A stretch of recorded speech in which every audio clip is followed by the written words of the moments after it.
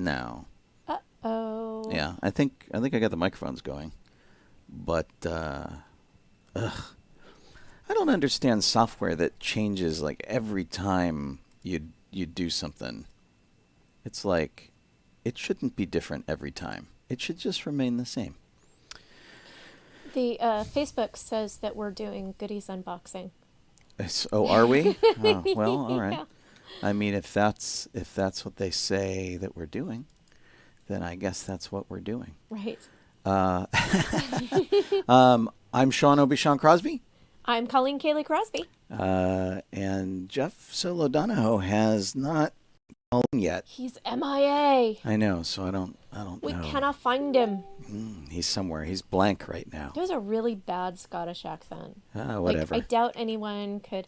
Oh, wait, Eric. Oh no, he says there we are. Do you think anyone is expecting a good Scottish accent from us? I mean, from you, really? yeah. Yeah, even mine's not the best. Oh no, Jeff says I am vacant. He is vacant. He's not there. He hasn't called in. But no, I mean, he texted on Twitch and said, I am vacant. I don't know what that means. I don't know what that means. Let me try sending him a note and saying, Jeff. Oh my gosh. Are you yeah, it's in? we have lost all track of time for the most part. We've gotten to the point where I'm seriously considering putting a note up somewhere highly visible that says what day of the week it is. Yeah. So, and like who our doctors are, like they do in hospitals, but we don't have doctors, so Right. that won't really Something we need like one of those calendars from the 70s with the little ring that you change and you stick on the day. Yeah. As it goes along. Right. And it's I think it would go right on the door of the workroom because that is where we spend the most time. Yeah. But I need like a big one of those ginormous Post-it notes or like a poster. I need a poster. Exactly. I'm going to go back to our input, our opening page for a second and copy. Jeff says, is Zoom not working? I don't know. I sent Jeff a thing for Zoom, and that's kind of crazy. I'm supposed to type in a comment for like the description of the show. Yeah. All I put was, ah! I wonder if I have to reload it to see that, because I would like to. Let me see. Reload. And it still says universally yums for me. No, you have to do it again. I just hit the update. So it'll update eventually. Someday. But anyway. I'm gonna be 30. No, Colleen, you are never going to be 30 again. You are. You're going to be 30. I can't get it 23 years ago. Monday. In the time travel world, I'm going to be 30. Let's see. Hello, Ed Perello. I don't know why Jeff is not in the Zoom thing. Maybe I have to start it? Yes, he says he is currently in the waiting room waiting for you to start it. Oh, okay. Well, there we go.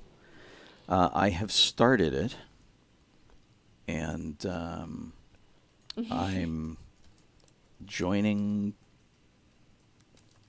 with audio. I don't see anything though.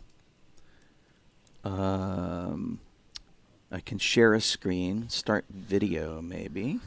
I think we should like have admit. There's Jeff. Every week we should like have 10 minutes of tech time. Well, and I sent a note to Jeff. I thought he was going to call a little earlier, like before the show started, so that we could kind of get him up and running. It's what we did last week. I had assumed we were going to do the same. All right, so I have apparently admitted Jeff, but I have nothing here that shows me a screen that anyone else is here. Shouldn't I see somebody? You have to join with video. Oh, I can't.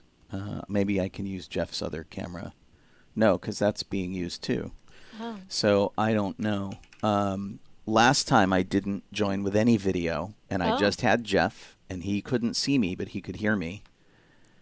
And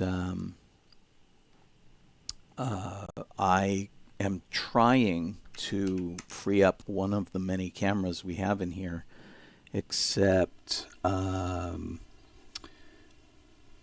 you know, none of them is really going. So let me see. Well, I should talk until you figure out the tech stuff. I will entertain everyone. You could do that. By juggling. No. I don't have any goslings, so I go, oh, I hear Jeff. There we go. Yay! I really hate this program. Well, we had better luck with it last time. So at least we can now hear you. Oh, I can see you. What a pain in the ass. Yeah, totally. Okay, hold on. I'm gonna do speaker view, which should just show you, and now you're in the program, and like all is well. Yay! Look at that. Tech on the fly. Yeah. Help me! That's the fly. Right. Just assume there's tech on it. Yeah. Tiny tech. Oh my gosh. You know, sometimes you just can't win. Magic. You know, something. Well, right on. Okay. Well, I got you. I got your audio. Okay. And I got your video. So we'll count it a win, right? We're only 7 minutes into the show. Yeah. It's a good day then. Yes, exactly. I got a very nice request from Lisa saying, "Hey, do you want to interview with somebody as a content creator?" And I'm like, "Are you sure that I'm what they're looking for?" She's like, "Yeah, totally." I'm like, okay. So, I still have my doubts. we can talk about how I can never get all the tech going, which is pretty funny.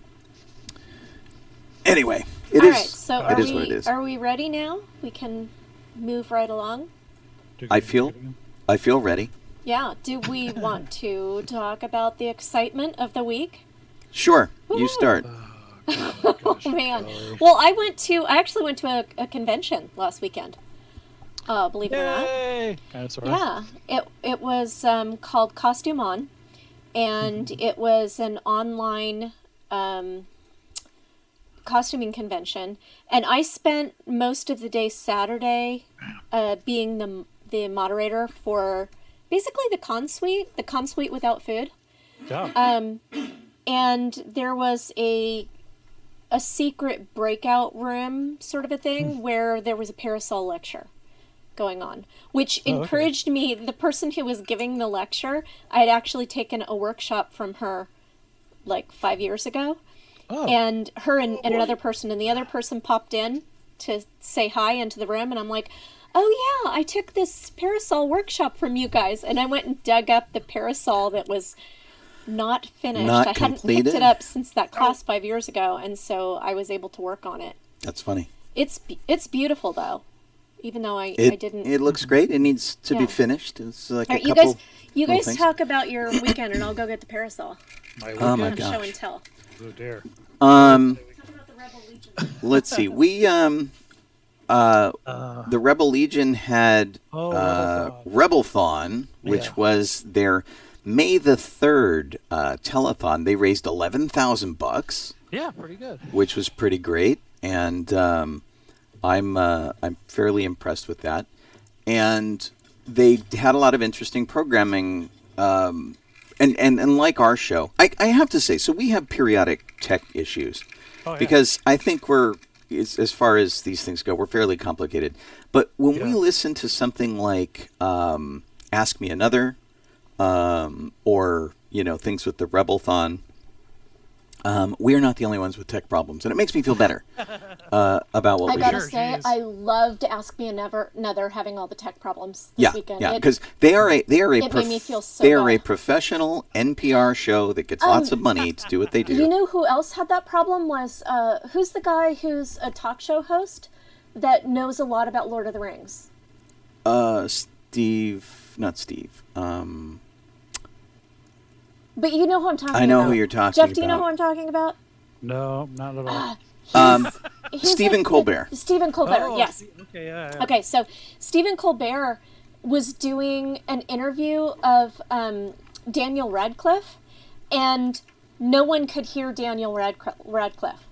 So because they were going from home, and Daniel Radcliffe was on his own at his house, and the sound from his phone wasn't going through to the show. So I was like, yeah, our tech problems aren't that bad. It was pretty good, although my camera's really low. That's really fun. So you were talking about Rebelthon.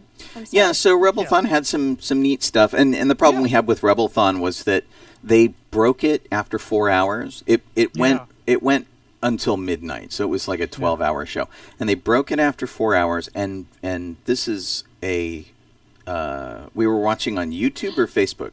Facebook. So it was like a Facebook failing where it basically just restarted the show over again. Yeah. And so for an hour and a half, I was watching the old show, and I missed all the cool stuff I had been waiting all day for. That I had my phone running in my pocket with my headphones in to listen, so I wouldn't miss stuff while we were working in the backyard, and I missed it all. So so that kind of sucked. But what they did, they had did you? I have to interrupt for a second before you say that. Did you boost Jeff's mic level? I am trying everything I can to boost Jeff's mic level. For some reason, Jeff is low, and I don't know. There's a thing. I don't think Jeff's audio is coming in from where I think it's coming in. Okay. Oh. All right. Sorry. So I keep seeing people saying that. I have a plug over here, and what we have done in the past is I have plugged Jeff into the board, and I can control him through the board. But for some reason, the way it's set up now, you are being picked up by the software, which is nice, right? That's like really great. Assuming that you can be heard on Krypton Radio. I don't know if you're going out over Krypton Radio or not. Well, Kit said I wasn't earlier. I don't know if I am now. You're not. You're not going out over Krypton Radio for some reason.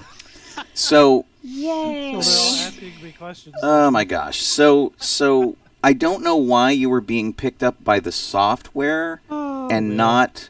That's funny. Not by the. You're not going out over the speakers. Do you need to work on tech more, or are we just going to forge on without? Well, I don't know. I mean, third of the show. I'll keep doing. Well, I want him to go out over the radio, but for some reason, something changed from last week to this week, and this is the frustrating thing: is that the technology, once we set it, it does not remain constant. We can change nothing from week to week, and the computer itself will make changes on our behalf.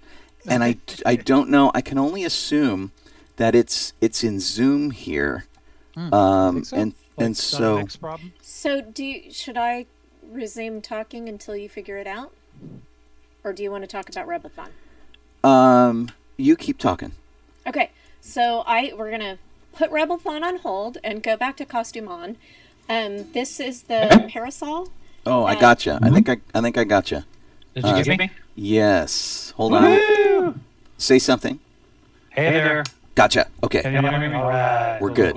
We're good. I figured it out. I don't think I can get this back far enough. Hang on. Haha. Yeah, so if you guys have been listening to Krypton Radio, not only did we get Jeff plugged in late, you haven't been hearing him for 5 minutes. Sorry. Who are you talking to? I don't know. Never a dull moment. Yes. It's like one of those movies. Yeah, you can see him, right? Right. Well, sure. Well, do you remember Bob and Doug McKenzie? Awesome. Yes, Bob Doug. Yeah. And everybody's saying he's echoey. Figures. Well, that's okay. We'll get it sorted out. Yeah. I think the umbrella is pretty darn awesome. It's not an umbrella. It's a parasol. It's silk. Well. Yeah. So the difference is, don't carry it in the rain. Carry it in the sun. Yeah. So, but it started as just the framework, and I made I sewed together the top, and put it on the frame. So. Oh yeah. Was there a workshop at Costume College? This workshop was at Costume College, and one of the two people who taught the workshop gave a lecture at Costume On, which was online last Saturday. Okay. And so I pulled out the parasol and said, I have to finish it. Unfortunately, I did enough on it, so I've done everything I can. There is a tool that I need to make the edging for it because I don't want to just use pinking shears. I want something better than that. Gotcha. Which I just need to get off my butt and buy from Amazon. Because I need to do, there are little pieces that you need to do, little ruffles, but I also need to line the inside of it because you're not supposed to be able to see the inner workings like The this. metal And there's hardware. a little, Yeah, there's a gotcha. little piece of plastic here that, and I know Oh. I'm sorry it's so dark. There's a little piece of plastic here that you're not supposed to be able to see. And, Oh. Gotcha. but I can't find the instructions because it was like 5 years ago. So, but I ended up spending all day moderating the room, just making sure that like some, strange person didn't break into the room and You were the moderator and the hostess. and the hostess. Yes. Yeah. So Gotcha. okay, so Jeff, Yeah. you have to say the following for me.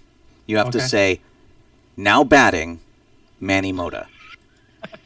Now batting, Manny Mota. Okay, Work. you should have had the echo over And on probably Twitch there. for that. I can't hear it. They said that you should give the Lou Gehrig speech. And anyway, if we're gonna have a technological drawback, we're gonna make it work for us. That's all I gotta say. Coming this Sunday. Right. So Rebelthon was a lot of fun. They made a lot of money for UNICEF, which was terrific. They did it on May 3rd instead of May 4th, so that was nice. It didn't get lost in the traffic. And they got a lot of really fun people. James Arnold Taylor did a little, please donate and hi everybody. He was, of course, the voice of Obi-Wan in the Clone Wars. Vanessa Marshall was there, and she talked. She was the voice of Hera. It was great. Yeah. She did a couple of interviews. It was really great. And then I went to a memorial service online on May the 4th. We can't go to funerals now. We can't do memorial services right now. And so I did one for John Farmer, better known as John-O. Now, John, I mentioned he passed away last week. He has had more awesome careers than anybody deserves. He worked for Lucasfilm. He worked on the Clone Wars. He did a bunch of movie stuff. He worked for Disney as an Imagineer. That was his last job. Oh. And so we had people from all walks of life in this funeral. Dave Filoni was there, and Vanessa Marshall, who I mentioned before. And Vanessa answered a question, and I didn't ask this, so I don't. She answered of her own free volition. She answered a question that I've actually sent her that she hasn't responded to because it's a Facebook message and she probably didn't get it. Yeah. But the question was, are you the voice in Smuggler's Run when you get on the ship and you get off the ship? There's a female voice that's talking about how destroyed the ship is and how well you did, how bad you did, et cetera, and so forth. That is, in fact, Vanessa Marshall. It's Hera. She did do the voice for it. And she volunteered the information during Nice. our memorial service for Jono. So we finally have an answer to that question that we've been asking for almost a year. Yeah, jeez. But oh my gosh, yeah. So it was sad to have the memorial service, and things have gotten really weird that we're doing all of this virtually. It was like a really sad Brady Bunch. We had all of these people in little boxes telling their tales about Jono, and everybody's crying, and it was awful. But it was nice that we could all commiserate together. But it was like, ugh, because it's the stuff you do in person. You get together and you stand around and you go, "Oh my God, do you remember this?" And in this case, everybody was like kind of muted, so people just didn't hear sobbing. And you would tag in with your mic and you would tell your tale and you would. I have to say though, that's better than my grandmother's memorial service because that was just streaming from a Catholic church, Right. Which Oh boy! I told you guys about it. It was super weird. I I'm sure it wasn't that weird. Well, on for most the people, but I plus found it side, though, weird. they accepted wheat thins as communion wafers. So, Yeah. you got that going Yeah, for you. and But you didn't. There it was was really long. there was no interaction from the people who were watching, and Yes. also the Yeah. people who were there had no idea who was watching. So Huh. they all got home from the church and started sending out messages going, "Oh, we just had Grandma's funeral," and I was like, "Yeah, I was there," and my mom was like, "You were?" Yeah, Yeah, I watched. that's really funny. Yeah, you talked about the guy that you knew as a kid who threw rocks at your head. Yeah, what the hell, man? I'm sure he didn't throw rocks at my head, but it was a little weird when he's a priest and you're like, I remember you throwing things at me when I was a kid. I'm not sure I can accept you as a priest. That's funny. We had another request for no. for Jeff Echo. Yeah. I saw that. Yeah. So. Okay, hold on. And go. I probably do the real one now. Okay. No, I am your father. You guys. So, We do what we can. Gosh, I'm trying to think of. I know I did. Oh, I guess You did the recording for the Rancho for the Cucamonga Rancho Library. Cucamonga Yeah. Library. yeah, I So saw that. That's pretty. And we pretty did the unboxing. did you see the video, Jeff? Yes, Yeah. I did. Yeah. So the Rancho Cucamonga Library is an event that we've been doing for like 11 years, or this will be the 11th year. And it started out as a bunch of people hanging out with Jar Jar in a dunk tank and few people in Star Wars costume and the Star Wars cars. And it was your normal library event where there's just a few people hanging out and whatever. But this library backs up against a mall that's called Victoria Gardens, this big outdoor mall. And over the course of a few years, this event got bigger and bigger and bigger. Colleen and Jeff and I have all worked on a Harry Potter event there that also got bigger and bigger and bigger. Yeah. And this Star Wars thing is now several thousand people come to it. It's taken over the entire forecourt of the library. It's taken over the library itself, and it's taken over the street in front of the mall. It gets blocked off. There's a parade. We've had Jedi Elvis there singing songs. Billy D. Williams came out one year and read stories to the kids. It's been nuts. And this year they've gone online, like most events, most conventions. They're trying to do everything in an online component. So I set up my phone on a mic stand, and I went outside and I stood by my car and recorded a whole bunch of little intros for this thing going, hey guys, let's do this cool thing. And so hopefully it will be this cool thing. Fingers crossed that it turns out to be a good event. But the thing that I find to be weird is they are stretching out over 3 days. So they're going to do kind of like what Rebelthon did, but they are they're going to do like an hour here and an hour there and an hour the next day and kind of like break things up. And so we'll do the usual kind of stuff. There'll be some crafts. There'll be some origami. There'll be whatever, and it'll be fun. And I have found the video here, and I'm the end of May. I'm We would trying have to a find a giant way Star Wars event to share it with everybody. And I guess it's this. I guess it's this link here. And I'll go put it in the Twitch.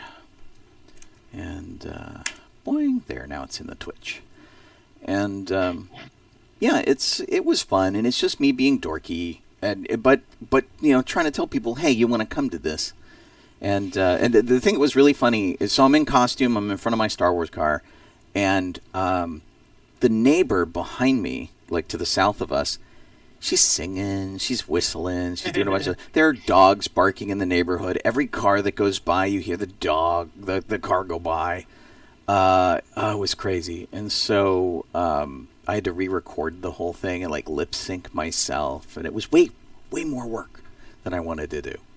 But it was fun. But the event's going to happen on the 28th, 29th, and the 30th, and we will give you more information as we get closer. I think we'll probably have Alan come on and talk about it. We've had him on the show before, and he's always kind of fun. And yeah, we're planning some, but it's got to be virtual. So we usually have a parade. Yeah. So now we have to take the video and show the video of a previous parade. Yeah. And we will probably recycle some stuff we did for Rebelthon, like the local coin toss videos that we did.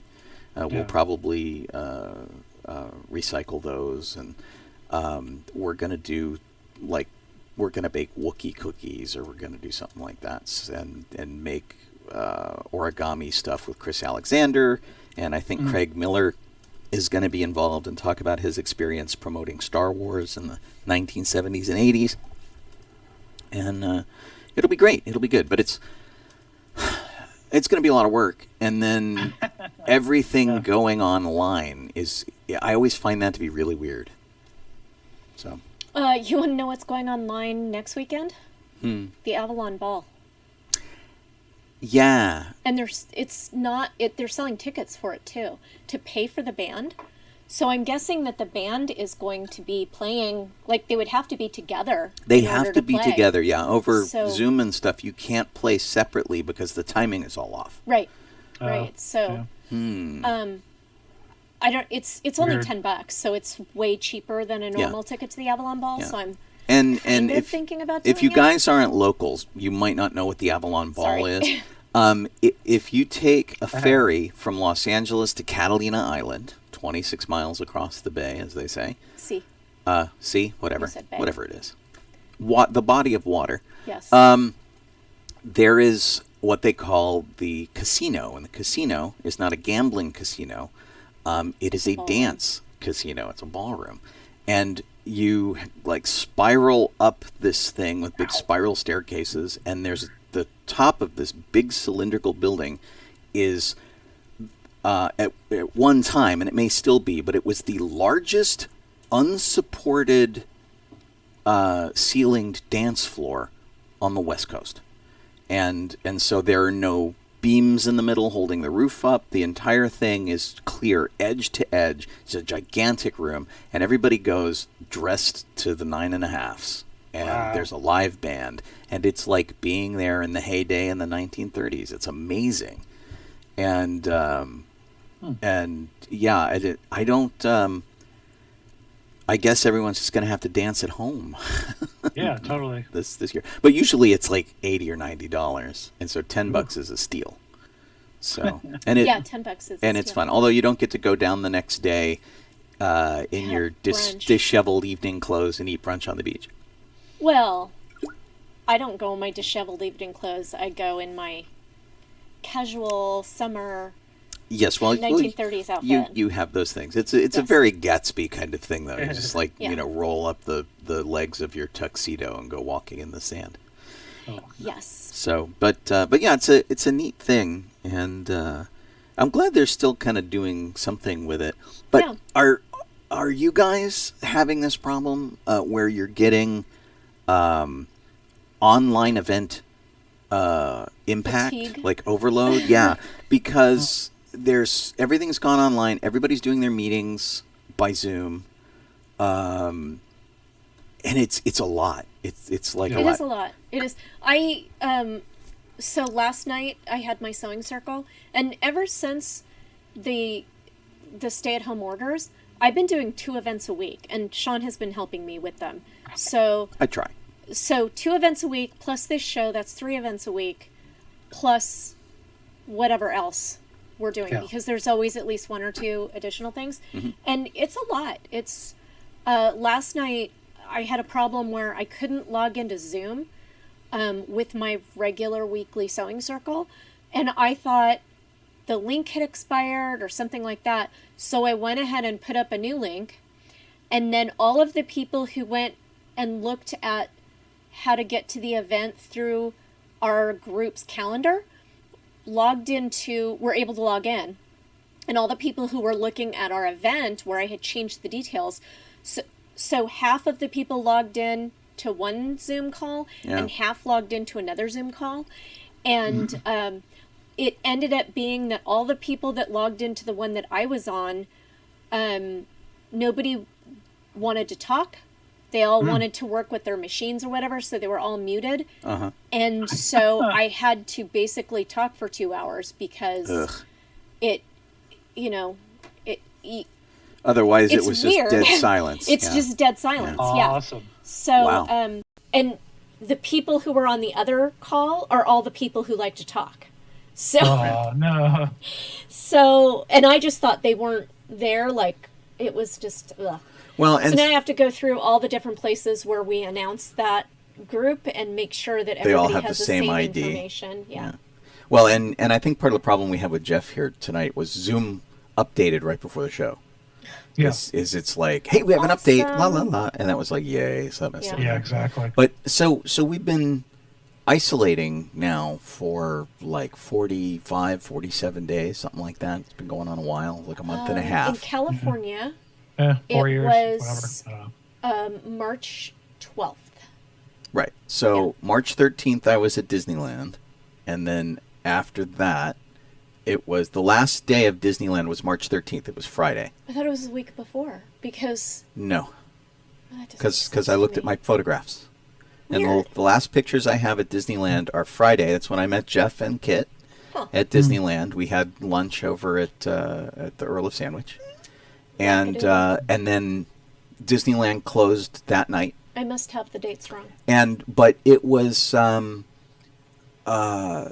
so we've been doing this for a while, and so like Colleen comes in and she sits down, and I'm dead tired. I stayed up You're till right. It was March 19th that the Safer at Home orders started. right. So and we had kind of started earlier because Jeff's wife was sort of self-isolating because she thought she might have it and wasn't feeling well, and so we started doing that like that weekend. The day that the 19th, the day that Safer at Home began, was the last day that Jeff was here. Oh, was it? Oh, Yeah. okay. All right. So Yeah. anyway, obviously we're having a hard time, like, sussing out the calendar, and Colleen came in, and I'm feeling like crap, and I'm like down many hours of sleep, just from working stuff and just not being able to sleep. And so Colleen comes in and she plonks herself down on the bed where I'm kind of taking a nap, and she's like, I'm really tired of being at that desk. Which is the desk she's at right now. She's like, I'm done with being at that desk. It's 49 days. 49 days. Okay. Yeah. A long flippin' time. Yeah. Yeah. And I get it. I totally get it. And I'm used to being at this desk, and my computer's here, and I do all my work like from right here. So I'm just kind of like used to it. But this is so far from being at Colleen's office where she's like, I can go downstairs and I can sit in the nice grassy area and I can look at the little free little library, and I can do like all this little stuff that happens. There's a giant chessboard, and there's things that are in the courtyard of her office building, and there's none of that here. We can walk around the block, and we're so tired of like walking around our neighborhood because we're like, oh, it's that house. Oh, it's that. For a while it was like, oh, look at this house, and we talk about the architecture and what we liked and what we didn't like, and now we're like, oh, it's that one.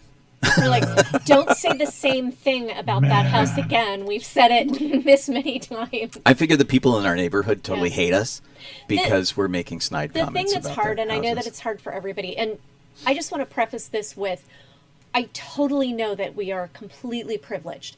No, I yeah, am yeah. able to work from home. I have not so far, knock wood, lost income due to it. First and world stuff. yeah, we have our health right now, and it's just we're incredibly privileged. We don't have to go be a frontline worker at a grocery store No. or in a hospital or anything like that. But now I've lost my thread of what I was going to say. Yeah, whatever. Well, you were saying that despite That's actually how it feels right now. You just lose the thread Right. of what you're saying. despite that, we have a lot of stuff going for us, and we're in a very, very fortunate position. It's still gotten very frustrating and tedious and mind-numbing. Yeah. And like everybody, and that's the interesting thing about Facebook is seeing how it's impacting everybody in different ways. And so like my birthday is Saturday, right? Yeah. Saturday. It's Colleen's birthday is Monday. Yup. And, so maybe the most we're going to be able to do is pick a nice place that we really like and drive and get food from there. Like have door delivery, have them bring the food to our car. And so we could like pick a restaurant and do that, and that might be nice. I think that's going to be our big celebration on Saturday. Right. And Colleen already made arrangements for birthday desserts. So we have Henry Weinhardt's root beer in there and some vanilla ice cream, so I can have a root beer float on my birthday. And Colleen got materials to make a cake. She wanted to make a banana cake, so she got all that stuff. Mm-hmm. And that's it. Honestly, it's not that different from our usual birthday celebration. No, I mean we usually don't have a party. If it were if there weren't a virus, we would probably be at Disneyland. Oh yeah. Oh yeah. Totally. Yeah. Because we have passes now, we would totally do that. And this year is not like a milestone year. I keep joking that we're leaving the deck of cards and entering the jokers this year because I'm 53, and so that's, if you count in a deck of cards, once you get past the 52nd card, that's the joker. So is this why you're picking everything up at home? Yeah. So it's not a milestone thing for us, and we don't do much with our birthdays, and I don't want to insult anybody, but I always find this really amusing where people like manage to celebrate their birthdays for an entire month. I don't get that. That's nuts to me, and it sounds expensive, and I don't know how people do it. I mean, I kind of get like a week where it's like I'm going to do something really cool like all this week. 30 or 31 days of that is like, whoa, that's crazy. So yeah, we very rarely do anything exciting for our birthday. I could see it more this year maybe because people need something to look forward to. Yeah, but it's harder to do. Yeah, I wouldn't be able to celebrate because it's not like, today for my birthday month, I'm going to go get a pedicure. Today for my birthday month, I'm going to go do X thing. You have to do it all within your house. Maybe it just gives you an excuse to eat whatever you want. Well, it's my birthday month. Yeah, I mean, honestly, we're doing that for... We have that anyway. It's the virus. We're all stuck at home. Let's eat everything. Right. I feel pretty good at least because before this all happened, I lost 15 pounds. I have not gained that back. Yeah. I am exactly where I was when it all started. I haven't lost any more, which is a bummer, but I haven't gained any more either. So I feel pretty good about that. I haven't weighed myself for like 5 days. So as long as I maintain, so like we ate a bunch of cookies today. I'm pretty sure I gained it back myself, but Yeah. Well, what can you do? What can you do? Yeah. I mean, there's a little cartoon that's like going around that is like what your home appliances think of you. Oh yeah. And the dishwasher's like, oh my God, didn't they just run me? And the washer and dryer is like, are they wearing anything besides pajamas? I'm pretty sure they're just wearing pajamas. And the car is like, what did I do wrong? Why don't they love me anymore? Well, on the list of approved activities. Is running the dishwasher? No, approved activities for exercising, getting out of the house. Running for your life. The, I don't know, CDC or whoever. Somebody published a list, and it was some official agency. Right. Washing your car. Washing your car. That is an approved exercise. Oh, that was the governor's list, I think. Yeah. Oh, yeah, the governor's list. Hey, so we're the other things that we had on the list that we were doing this weekend. Sean and I did an unboxing, which some of you saw.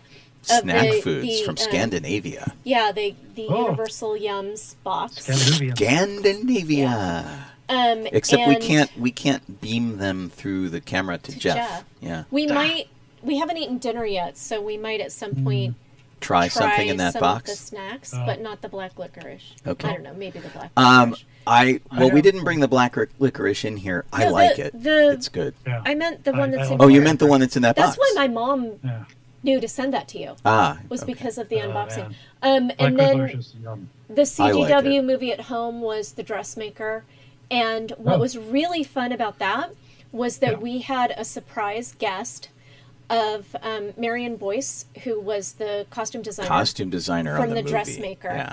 And she joined us and answered our questions. She was a guest at Costume College this past year, and her husband's a photographer and an architect, and she's a costume designer, and we took the two of them to Disneyland.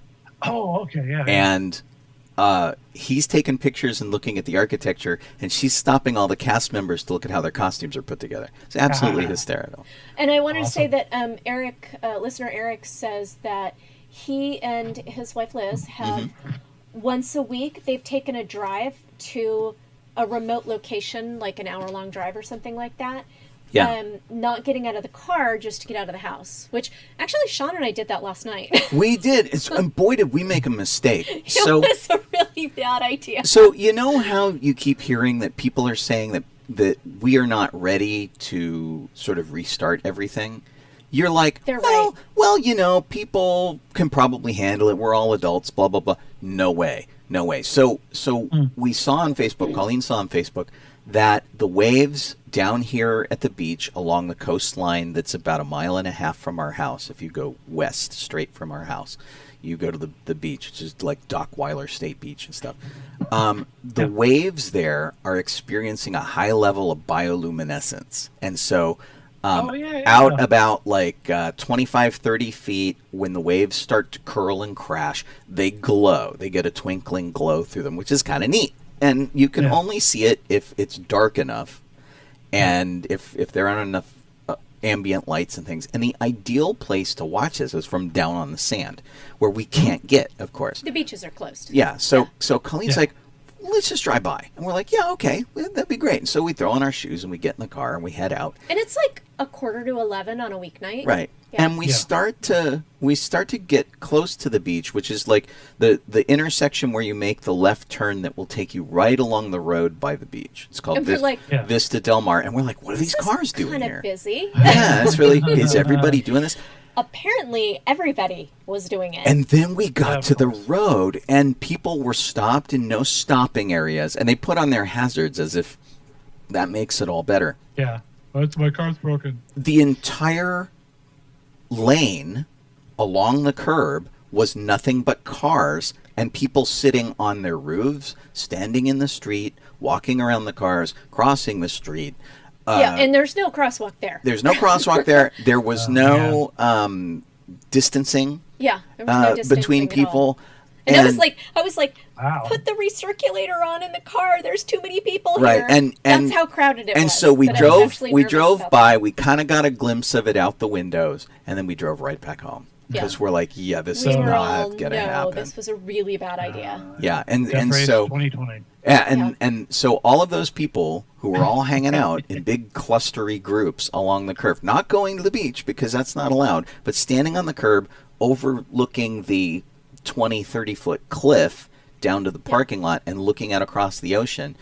Yeah. What seemed like a great idea, but they were all there in a big giant mob. And that really defeats the whole purpose of distancing Like, if they had just driven by like we did, then it wouldn't have... Right. It would have been traffic-y, but not... No, but see, when you go see Christmas lights and you stay in your car and you look at the Christmas lights as you go by, that's terrific. So if everybody did that, and you did like a 5-mile-an-hour crawl by, and everybody got to see the waves, that would have been lovely.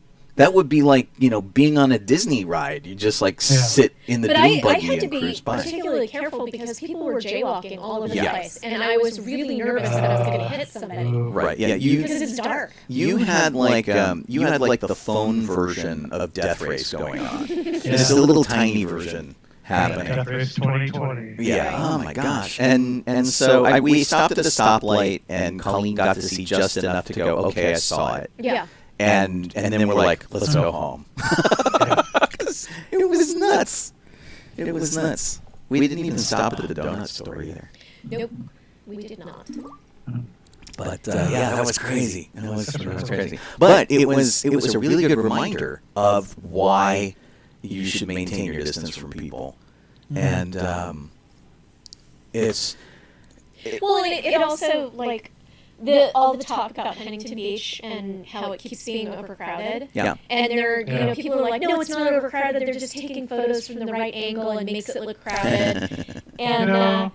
No, it's really overcrowded. No, it really is. And you know, look, I understand. Like I mentioned earlier, we're getting stir crazy too. Yeah. And you know,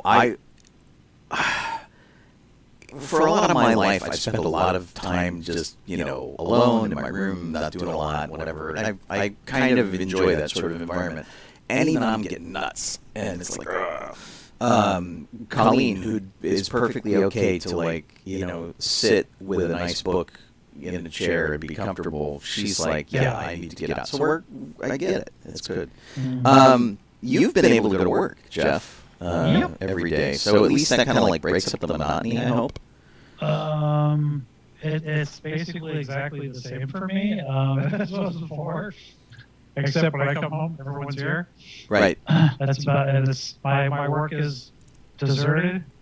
There's like myself and 2 other people maybe. Wow. But yeah, that's the big difference, and the drive is easier. Yeah. And such like that. But the drive. Oh my God. Yeah, that's the best part of the whole thing.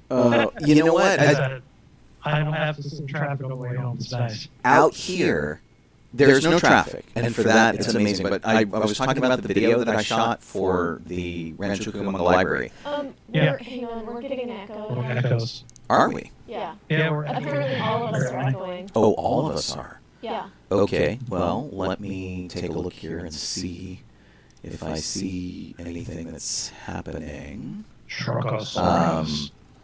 Jeff, you can continue talking while Sean looks at it. I have Okay. the Twitch turned off. As you were talking about that you had dessert things to try later. So Yes. I actually got these like a week ago, I think. So I have like these. You got what? I don't know if you can see it. Oh, he's got I can't see it. Ghostbusters like gummy snacks. There we go. No, not a gummy snack. It's like the little it's the little blind box or blind bag Oh, thing. don't eat And the it. Star Wars ones is too. Oh, I see. So, I love the little Star Wars ones. They look like gummies, but they're Yeah. they're They're just toys. little squishy guys. But yeah, I have those to open, so I can do that like speed round or something I don't know. Whenever. Well, Okay. maybe we can do a tasting. Well, don't taste those. All right. So Never mind. you guys let me know if you can still hear all of us and if we don't have a echo. Say We're something. not talking. Say something for me, Jeff. They're saying it's They're 6, saying echo but fixed. so I don't know. Are we still You- echoing? Are we good, everybody? You did it. I think we're good. All right. Yeah. It is what it is. Okay, great. So we were talking about traffic. Professionals. When I went to go shoot this thing for the Rancho Cucamonga Library, I got in my car and I talked to all the guys who were in the car. So I had BB-8 and I had R2 and I had a couple of porgs, and they all have their masks on. Yeah. And I put my mask on. That was awesome. And then we pull out of the driveway and we start driving. And my original thing was to go past the tunnel underneath the runways at Los Angeles International Airport. Yeah. And so I came south, looped around, came to the north, and timed it exactly so that when I pulled around the corner, the light was green, and I had the entire tunnel to myself so that I could just shoot open, empty road with no other cars and drive through the tunnel and get this great footage, right? Yeah. Well, some guy runs the red light, almost clobbers me, and then has to speed past me and then get in front of me to not only put me in danger, but ruin the shot that I'm trying to get with my dash cam. And that guy was the 5th guy to run a red light. And as I came around the corner to go onto Lincoln Boulevard from Sepulveda Boulevard to come back home, somebody else ran the light and almost took 3 of us out by running the light when he didn't have it. Yeah. And so traffic is lighter, but the Yeah. crazy people are out. The people who are not paying attention, people are taking incredible risks. I've seen people speed way too fast, not just like 5-10 miles over the speed limit, like double the speed limit on city streets. And some people that we know, a lot of people racing, a lot of car theft, and the Bagassies that we know. Oh, I know. Somebody stole a car. Some kids stole a car, wrecked it into their driveway, and totaled both of their cars with this stolen car, and then ran. Their friends picked them up and drove them away, and so they left this stolen car and their 2 destroyed cars in the driveway. And it's just crazy right now. And so, yes, there's no traffic and getting anywhere. Like somebody was asking if I would come do a birthday parade in like Northridge or something. And with the traffic the way it is now, I can get to Northridge in like 20 minutes, which is unheard of for the stretch of freeway that we have, which would usually take about 45.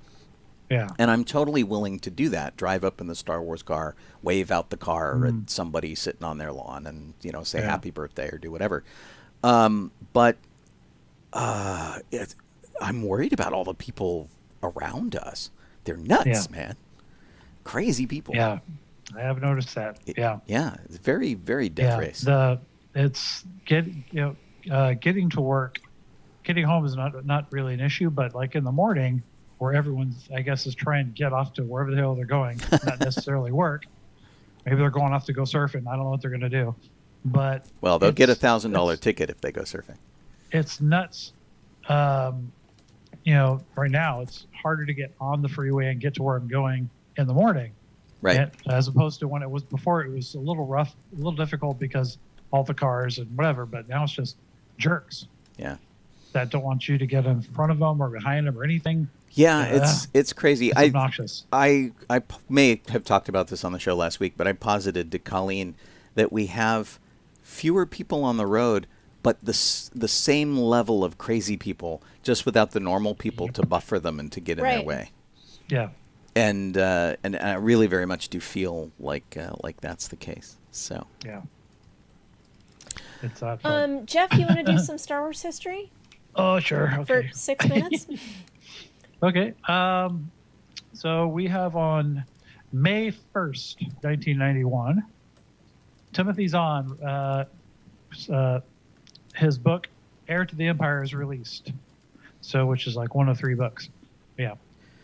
Which was the book that like brought Star Wars back, right? Everybody went nuts and Lucasfilm and everybody realized that there was still interest in Star Wars. Oh, yeah. Even though it had been shut down for a few years. Yeah. Wow. Yep.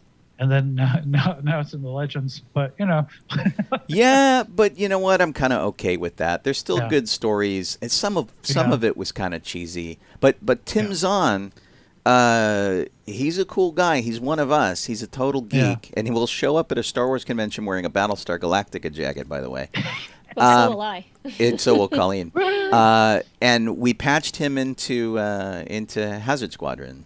Nice. And he was so excited to do it too, and it was cool. He's totally a nerd like us. Nice. And yeah, I give him a lot of credit for keeping the torch going for Star Wars. Yeah.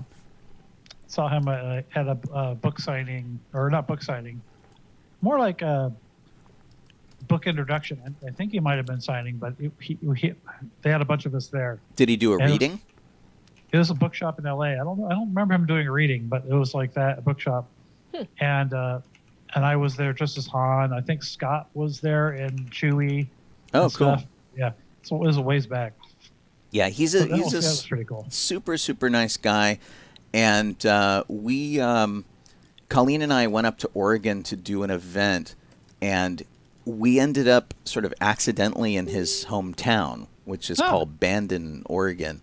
And they are so about him. It's amazing because like you walk in and it's like the bookstore and he's got like a whole bookcase dedicated to his stuff and everything is signed. I bought an anniversary edition of Heir to the Empire there that he had signed.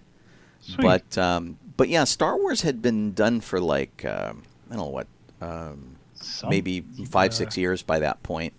Yeah. We did have like the Ewok movies and stuff after Return of the Jedi, but yeah, it was good, and Yeah. and the only reason I think that we have any Star Wars right now.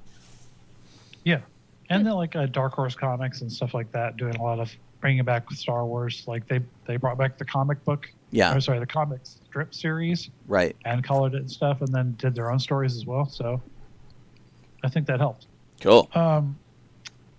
So and on a side note, I'll have to find it again. I sent you a link a ways back for this is back to the Battlestar Galactica.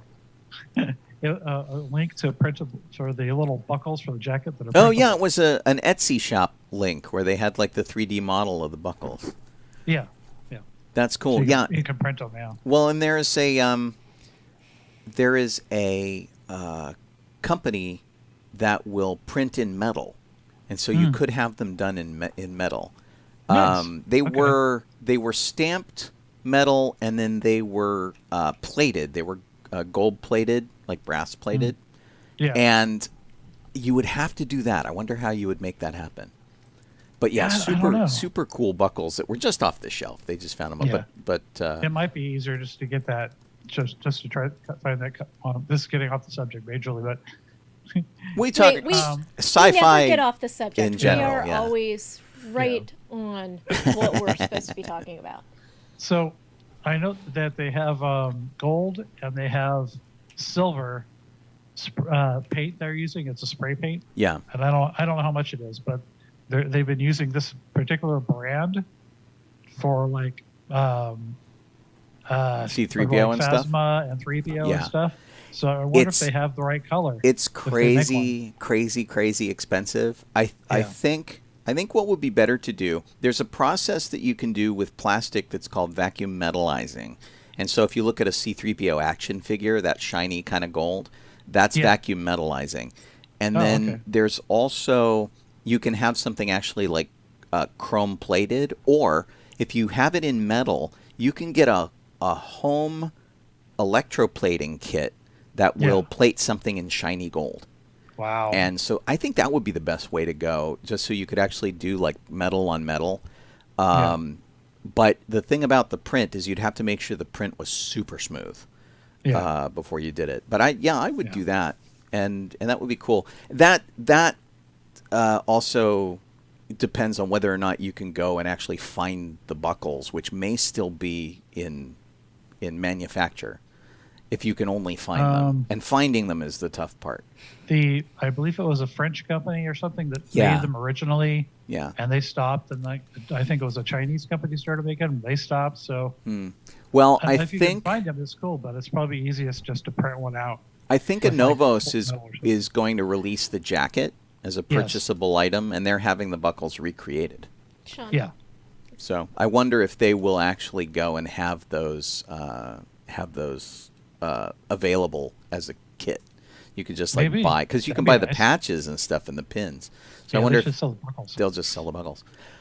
All right, you guys are listening to Docking Bay 94. If you're over on KryptonRadio.com, if you are on Krypton Radio, you'll want to go to Facebook.com/DockingBay94 Radio Show, which is where Boba Kit Sovine posts all of our cool links. If you want to see us for some reason, if you need to see our crazy mugs, you can go to twitch.tv/docking_bay_94, and you can see us and chat in the chat alongside Twitch. And so we encourage you to do either of those things, whatever makes you comfortable. And we appreciate you hanging out with us in any format. I'm Sean Sean Crosby. The Jeff Soledado. I'm Colleen Kaylee Crosby. And Boba Kit Sovine does all of our cool links and the social media stuff that you see throughout the week and whatnot, and works her butt off. In fact, I was thinking about that earlier. I'm like, Kit, if you put together a new resume, you should totally put social media coordinator as a job, and because I will totally give you a great review. Yeah. recommendation. All right, Jeff, do we boy. have more Star Wars history, or did you hit all the points? We have two more, actually. Oh my gosh, you only did one. Okay. I only got, we for it. were talking about some of these on, We got sidetracked.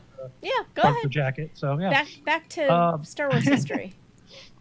May 5th, yes, the year 2000, was the first Star Wars weekend at Disney MGM Studios in Florida, which they stopped doing.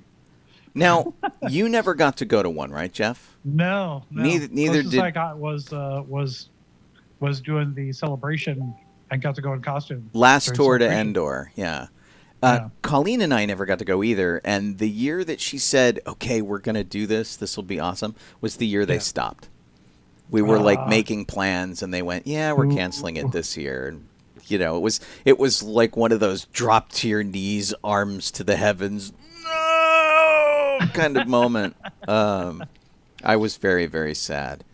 But we did get to do last tour to Endor that almost made up for it. Almost. Yeah. But gosh, for me I really it made wanted up for to it do that. because I wouldn't have met you or Gregor or anybody else. Yes, and that was the saving grace, is that it was a really good event and we got to meet. And it's always that way. I hear so many stories about people who live pretty close together who meet like thousands of miles from home. Yeah. Which was our case. We were like 3,000 miles away, and we meet at Walt Disney World. So go figure. What are the odds? So the last bit here is May 2nd, 2014, was the Star Wars Legion art exhibit of the Stormtrooper buckets that were all painted. Oh yeah, that was such, was good. Do you remember what the charity was that was raising money for those? No, I don't. I'm going to hazard a guess at being Make-A-Wish, but I do not. It was know. probably Make-A-Wish. You could bid on these helmets, and they had, and I have one around here somewhere. The bidding panels were Stormtrooper helmets on a stick with a number on it, and so you would wave your paddle to bid. George Lucas bought at least one. Steve Sansweet ended up with one or two. And they raised a whole lot of money for charity, which was really great. And the idea behind this was buckets that were painted in a manner not consistent with Stormtroopers. Yeah. So somebody would paint the bucket like as Tatooine, and so the top half of it would be sky with two suns in it. The bottom half would be sand and the Lars homestead. Yes. And they would put like an action figure standing on it as Luke Skywalker, and it would be really fun. And they've done a couple of those. R2-D2 or Boba Fett style or whatever. Yeah. Oh my gosh. And yeah, they got really elaborate for a while. Oh yeah. And there was one that had like a creature coming out of it, and it was basically using this torn up helmet as a shell. And nice. There was like an iPod with a screen in it that was like showing the eyes of the creature looking out through one of the Stormtrooper busted eyes, and they got really creative with it, and it would wave its little limbs, and it was super cool. I love stuff like that, and I have yet to be a part of one of those. I really wanted to do it. I know. I mean, all I can figure is we have to go get buckets and do it ourselves. Yeah. There was one that we talked about on the show a month or two ago where they did a fundraiser for Death Stars. Everybody got like a 9-inch Death Star model kit. Oh, yeah. And you could redecorate it any way you wanted. And I mentioned John Farmer. He called his Flowers for Palpatine, and he took the Death Star and completely covered it with daisies. And so there's like one big daisy as the radar eye, and then there's littler flowers all over it, and it's just this really happy Death Star, which was great. And and then somebody painted one like a ladybug, and there was one that looked like a bowling ball and a giant eyeball. People have been having fun with those things, and I feel like there was a Rebel Legion version too, where we did pilot helmets or something, but I never managed to get in on those. I always find out about them too late. I don't know. I don't know either. Any. I just go with it. Whatever. Okay. Let's move on to Taika Waititi is going to direct and co-write a new Star Wars film for theatrical release. That pretty much says it all, right? Yeah, well, he's gonna that's it. There you go. do a one-off story like Solo or Rogue One, and it's called Jackson Rabbit, and it's going to be about that weird tall green guy that was part of the Marvel Comics thing. Nope. Colleen's like scratching her head, and Jeff totally got it. That would be awesome. Wouldn't it be got it. awesome? It would be awesome. I'm ignoring you. She's more ignoring than- me. Oh, Yeah. it would be awesome. Sure. In fact, that needs to be a movie poster. Well, Jackson only you Rabbit. can make this happen. Because Jackson Rabbit. Well, he did Jojo Rabbit, right? So Jackson Rabbit. Yeah. I have no idea what this means. Cantina Band song Casey Abrams and Jacob Cessny. Oh, it's a video. So, Casey Abrams and Jacob Cessny did their rendition of the Cantina song, the Okay. Cantina, dun, dun, dun, dun, dun, dun, dun, dun, you know. Right.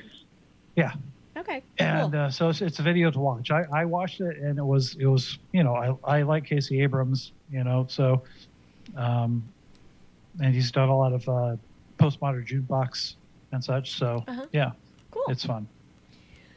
Chia has come out with a Baby Yoda version where Baby Yoda is sitting in his little cradly thing, the floaty cradly thing, and the chia, if you do it according to plan, grows on the cradle, and Yeah. Baby Yoda sits in the middle of it. I Yes. imagine people will also smear it all over Baby Yoda to get Make him green and fuzzy. yeah. Yeah. Yeah. What do we know what the plant is that grows on chia things? Chia. It's just chia. chia. It's just called chia? Yeah, Okay. that is what Yeah. that's what chia is. You've heard of chia seeds, right? Yeah, but I didn't know if that was like a brand name like Sea Monkeys. I think They don't call I it think brine Chia shrimp, they call Pet. it Sea Monkeys. I think chia pet is isn't it So chia is a thing. Chia is the plant. yeah. Chia Yeah. Pet is the brand name. Right. Yes. Okay. All right. Yeah. Because I don't know. I mean, I don't walk through the world and look at ground cover and go, oh, look, there's chia over there. Yeah, it's called chia pet. To my knowledge, I've never seen chia in the wild. I just saw an artichoke in the wild for the first time. You got to cut me a break. That's cool. Oh dear. Someone on the internet asks, "Can I Very eat my sheltered. chia pet?" And someone says the seeds are edible, but you still shouldn't eat them. Oh, well. Yeah. I mean, honestly, you can eat I don't know. anything. Whether it will kill you or not is another story, right? Yeah. I think that it will not kill you to eat your chia pet. Don't eat the clay part that it's growing on. Yeah, that'll be That Yeah. kind of cut up your mouth a little bit. Yeah. Gentle Giant came out with a Darth Maul hollow bust. Not hollow as in empty Like in the middle, hologram. but hologram. Yeah. Yeah. Hologram. Yes. Yeah. That looks pretty cool. I would rather get like a little hollow figure that they used to make from like Kenner, but Yeah.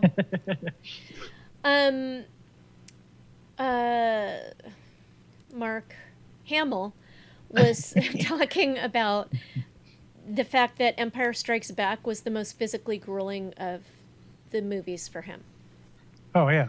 Well, he did a lot of his own stunts, so Yeah. I totally get that. The only stunt that he didn't do, I think, Run, jump, jump. was the one where he flew backwards through the window. They had a guy step in for him to do that. Oh, yeah. But they made Mark an honorary member of the Stuntmen's Union in the UK because he worked Yeah. so hard at it and he did so Yeah. much of his own work. They Wow. they actually went, hey, you're one of us. Right. Yeah. Wow. So and I think also to get in shape and stuff, he was doing judo and things Oh. like that to like Uh-huh. put himself in really good shape. That's cool. Cool. Yeah. Yeah. So There is a new app for the Galaxy's Edge Droid Depot. But you have to have, in order to use the app, you have to actually have purchased one of the droids from Yeah. Galaxy's Edge inside Disney. I'm so sad. I downloaded it because I thought that it would be a cool thing to play with. And so when I downloaded it, it loads up, and you can design droids in it that are just like, you know, it's kind of like color forms, where it's like you put this head on this body and boom, you've made it. You can't color it or anything. It's just a thing. And I thought maybe it would work with Captain Rex back here. But there's a feature that if you have the droid, you can DJ music from Captain Rex through the droid in the app. It doesn't actually interact with Captain Rex, with DJ Rex. But you have a DJ Rex thing in the app, but you have to have the droid. And then you can program dance moves in for him and stuff like that. It looks really cool. And if you bought one of the droids, which were like, what, $100 to build a droid, it would be awesome, because basically they just like doubled the functionality of the whole thing, which is great. You know, it's really terrific. I kind of wish we had a droid just so we could check it out, but we don't. We don't have that. Man. Bummer. It is a bummer, I tell you. Someone talked with Sam Witwer on Rian Johnson in The Last Jedi. Yeah. Anybody? Well, Sam basically kind of bashed Rian Johnson's experience. He's basically saying that he thinks Rian Johnson doesn't really know Star Wars. So, and that, you know, so he bashed Sam was kind of bashing of that then that's why he thinks it didn't succeed as well. But I'm like, I'm pretty sure The Last Jedi succeeded, guys. Well, I mean, yeah, I don't know. It made a big chunk of change. Well, and didn't we have a really good defense of that film by Freddie Prinze Jr.? There was some podcast he went on where he's like, this is why this is good. Stop being babies. Yes, it's Star Wars. You know, just sit back and enjoy it and stop wimping out. But yeah, gosh. I don't know. I'll have to check that out. Sam's usually pretty even keeled, but yeah, I had no idea if he's not like a fan of Rian Johnson. Yeah, I don't know. I actually really like Rian Johnson. Well, I mean, I think Sam went on and was obvious and said that he loved the other films, which I'm sure you'd have to do if you're going to bash one of them. But Sure. You know, I liked The Last Jedi. Probably, you know, to me, I liked The Force Awakens, and I liked The Last Jedi probably a little more than Force Awakens, actually. But I have to say that I'm not as happy with the third movie of the sequel trilogy as I am Rise of Skywalker. the other two. Yeah. I'll tell you, there are a lot of things I really like about Rise of Skywalker, and I had a lot of fun watching it. I had a lot of fun with the community going to see it, hanging out with all the people that I like to hang out with. It was an event thing, and honestly, they could have shown me hand puppets at that point, where just hanging out with all these people that I really like was super, super fun. But there was so much fan service in there, so much. I felt like I was really being pandered to, or like JJ was kind of sucking up to me, going, hey, there's the Star Wars you like. We're just going to run it all together, you know, whatever. And I'll tell you why I really, really like The Last Jedi and why I think it's my favorite of the new 3 films. They showed me something different. They threw me a curveball. Colleen will attest to this. Going to a movie with me, and I don't know if you've experienced this too much, Jeff, because I try to keep this in check.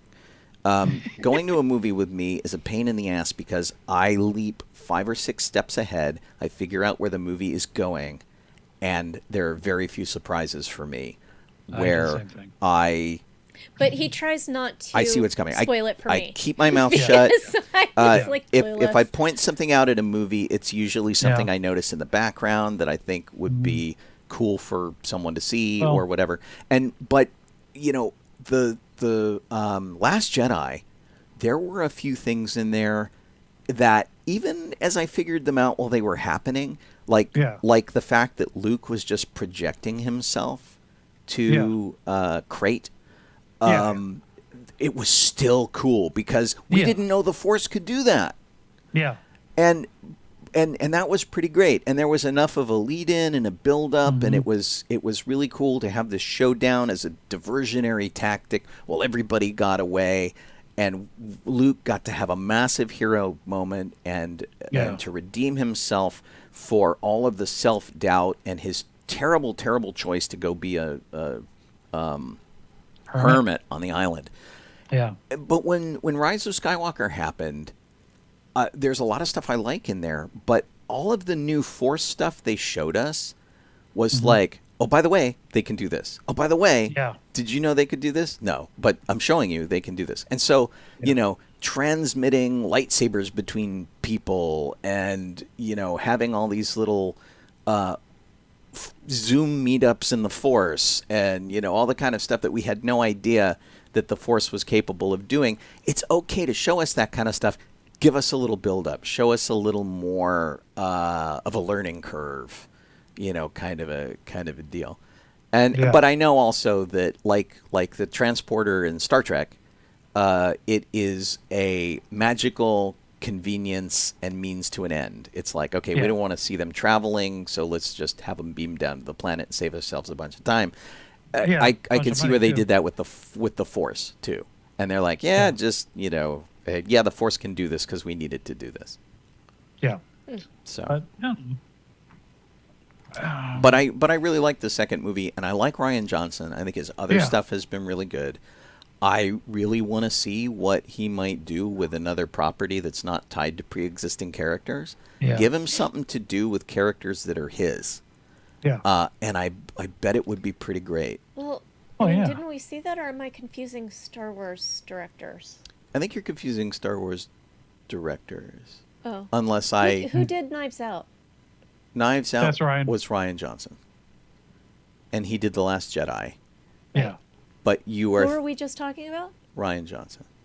And J.J. Abrams did the other two. Right. What was the thing that you just proposed that you wanted to see Rian Johnson do? I want to see Rian Johnson do a Star Wars movie. Oh, I'm sorry. Without I thought his you were own... saying any movie without...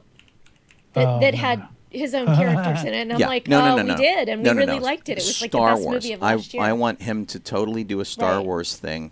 And like Gareth Edwards, who did a really good job with Rogue One, which was great. And he got a whole bunch of characters that weren't tied to anybody. Right. Yeah. And he got to tell a Star Wars story in the universe with a whole bunch of characters that he had complete control over. And he's like, we got to kill everybody. And they were like, okay, you do that. And, you know, he got to do the story he wanted to do. Although, you know, in the course of editing and changing and timing and stuff, they like rewrote the whole thing in the editing room to make it work. I have to say that going back to the original topic of what we were talking about here, I'm basically tired of hearing anyone and their negative comments about how somebody else did Star Wars movies wrong. Right. Yeah. Just be like, okay, it wasn't to my taste, and just like the end. Well, and I don't need to hear all the theories about how it was done wrong, and I'm over it. Maybe they need to go make one themselves. They need to go what? Yeah. You know, they should go make one themselves. Right. If it's so wrong. You know? Well, and I don't know that Sam Witwer... I don't know that everybody is going to be given that much money to go make a Star Wars movie themselves. Yeah, true. Most of the people who complain about it probably aren't. Well, and I'll tell you what my big defense lately has been is that I have been defending Kathy Kennedy like nobody's business because people are on that warpath again. Still. And every so often. God. Somebody was having a meltdown about it the other day, and I jumped in and I said, look, people, because they're like, she shouldn't deal with any of the creative stuff. She's just a financier, blah, blah, blah, blah, blah. And but they don't realize that that's what she's doing. She's enabling the production. She's bringing on people who know what they're doing. And so season 7 of the Clone Wars, which just wrapped up this past weekend. Man, Dave Filoni got to make a 7th season because Kathy Kennedy helped make that happen. Yeah. We had The Mandalorian with Filoni and Jon Favreau because Kathy Kennedy made that happen. And Yep. she also championed this LCD screen technology that we're hearing so much about, using a digital cyclorama and the Unreal Engine as a backdrop so they don't have to build sets. She fought really hard. make that happen. Somebody came to her and said, "We think this would be amazing." And she said, "All right, it's risky, it's crazy, let's do it." And she worked hard, she made it happen. That's what she does. Yep. If you have a problem, if you don't like The Mandalorian, if you don't like The Clone Wars, if you don't like Solo or Rogue One or the Rise of Skywalker or whatever, the people who hold all of that together, there's a writer and there's a director, and you can credit or blame them for whatever you don't like in those. But there's the Lucasfilm Story Group. These are a bunch of people who are us. They are fans. They've been fans for a long time. They've worked for Lucasfilm for a long time, so they've been insiders, and that gives you a bit of a different point of view than maybe just us who can armchair quarterback stuff like nobody's business. But these are the people who take every piece of media, the games, the comics, the novels, the movies, whatever it is, and they intertwine them together, and they make sure that the story comes out to be something that fits in the Star Wars universe. Yep. These are the creative people who will go to them and say, "Yeah, I see where you want to do this thing, but it doesn't really fit in the overall universe. Let's tweak it this way. Let's tweak it that way." So there's a lot of people that you can look at from a creative standpoint and a storytelling standpoint and go and say, "I didn't like that. It might be these people's fault." Yeah. And certainly there's the writer and the director and whatever. But stop blaming Kathy Kennedy, because honestly, she just makes sure the production is completed and that the special effects guys have everything they need, the filmmakers have everything they need, people get paid for what they're doing, the movie comes out on time. She's been doing that for 40-something years. And, she did Goonies, she did E.T., she did all the Indiana Jones movies. She's done all of this stuff that you absolutely love. And nobody gave her crap over those things. She's doing the same job. So, yeah, I'm still fighting that battle. Right. Yeah. Hey, And I'm tired of that. so, Eric, The Last Jedi is basically The Empire Strikes Back. It's a very similar story. So, in The Empire Strikes Back, they ran away. Yeah. And then they also went off to this fancy place, like not a casino, but this city in the sky. Cloud City. Yeah. Yeah. They're It's the not same movie. it's not the same story. It is the same formula. Yeah. And so it has all of the same elements. They've just been relocated to different things. It's not told in exactly the same way, but you can draw correlations from location to location and scene to scene and action that happens. But it's not exact. Like Cloud City, they lose Han and they get out of there having taken some losses, whereas they go to Canto Bight and they free the horsies and take off. They don't get their comeuppance until later on when they're trying to break into the Star Destroyer, and then everything goes south. So there's some little tweaks and stuff. So something that occurred to me, and it was actually while we've been talking about Last Jedi, and it is about Last Jedi, is I've been trying to figure out what exactly Rey saw meant. She goes into the dark side cavern thing, and she sees like the infinite mirror. Right, she sees her infinite loop of herself. Yeah. And I was trying to think of myself, well, what does that mean? And I'm going, well, since they revealed in the book and stuff that she's like the offspring of a Palpatine clone or something of that nature. Or something. I wonder if that, Oh my God, I wonder if Jeff, that has to do spoiler. with it. Just kidding. Shut up, Colleen. So I wonder if that's what was actually meant, because it would be infinite clones of Rey. She's like a clone of a clone of a clone, right? Yeah, that sort of thing. I don't know. Like a connection to the clone part. Interesting. One quick thing, Jeff. Do me a favor and check your cable connections. I'm hearing a buzz. So make sure you're all plugged in. Well. Yeah. Okay. Good. Great. You were moving. You Around, and I was hearing. It sounded like a little insect like lightsaber noise. It was like meow, meow, Oh. meow. It's very funny. Well, the fan above me is on. I don't know if that's affecting anything. But Oh no! This was just some kind of buzz that sounds like what happens when the jacks are messed up.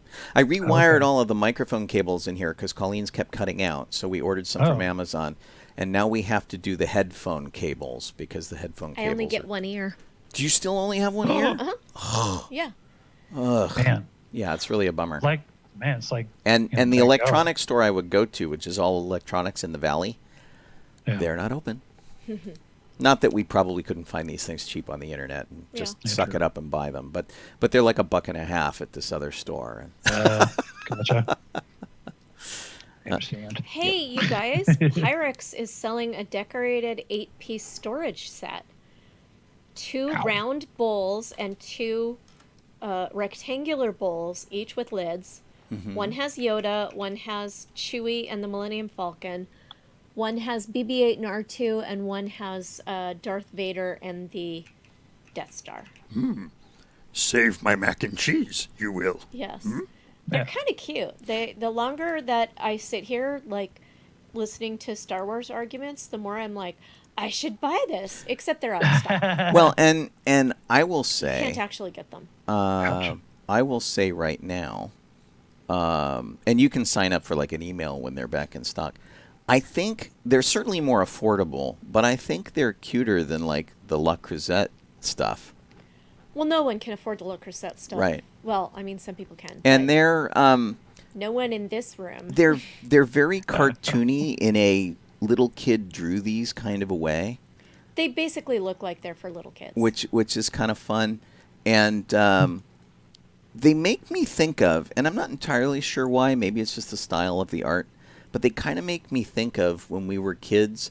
They had Star Wars Dixie Riddle cups. Do you remember Yes, Dixie Riddle they cups? they are very much like that. Yeah. So if you don't remember these in the 1970s, Dixie, the paper materials company, the paper plates and stuff, they had these little dispensers that you would keep in your bathroom or on the next to the kitchen sink that would dispense little paper cups that had riddles and jokes and art and cartoons and things like that on them, and they were called Dixie Riddle cups. Dixie was the brand. I loved these things as a kid, and they were ubiquitous. Every house had them when we were kids, except mine. I'd have to go to my friend's house because they had them. My parents would never get them.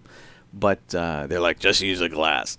But oh my gosh, they were so much fun, and we'd be over at a friend's house, and it's hot, and we're playing in their like above ground doughboy pool, and somebody's mom would come out with a tray of these things, and it was so cool. Doughboy And pools. that's what this. My next door neighbor has had a doughboy pool. Yeah. Yeah. We used to play in the doughboy pool all the time. We were always afraid it was gonna like break and all the water would spill out. I just watched Yeah. a video of a kid who had set up like a tree stump that was right next to not a doughboy pool but an inflatable, and he had put something on top of that and then a potato on top of that, and he had a sword that he was going to hit the potato with. Oh And no. he hit the pool. Oh no. Oh. Oh no. The end of the pool. Well, and of course, we used to take our Star Wars ships and action figures into the pool, and most of them would like sink, but some of them were really cool. The original Star Wars action figures were just like molded plastic together with limbs stuck inside, and so like a stormtrooper had 4 points of articulation: 2 legs, 2 arms. Head didn't turn, waist didn't turn, nothing fancy, and it was hollow. And so you could drop them in the pool, and they'd bob around. They'd like float on the water. And then you could take someone like Boba Fett, who had a missile launcher in the back that had been sonically welded shut with the missile there because they didn't want anyone to choke on him. So they took out the mechanism of making these missiles work, and they just glued the missile in place. You could put Boba Fett in there, and he would fill up with water and then drop to the bottom of the pool, trailing bubbles all the way out. So like each Star Wars figure had its own reaction to water, which was super cool. And I loved that stuff. I was like 10 years old. I have really good, very vivid memories of all of the stuff we did that summer when Star Wars came out. And the following year when we actually had Star Wars toys, by the time those finally hit, like at the summer of the following year, we had some real fun stuff.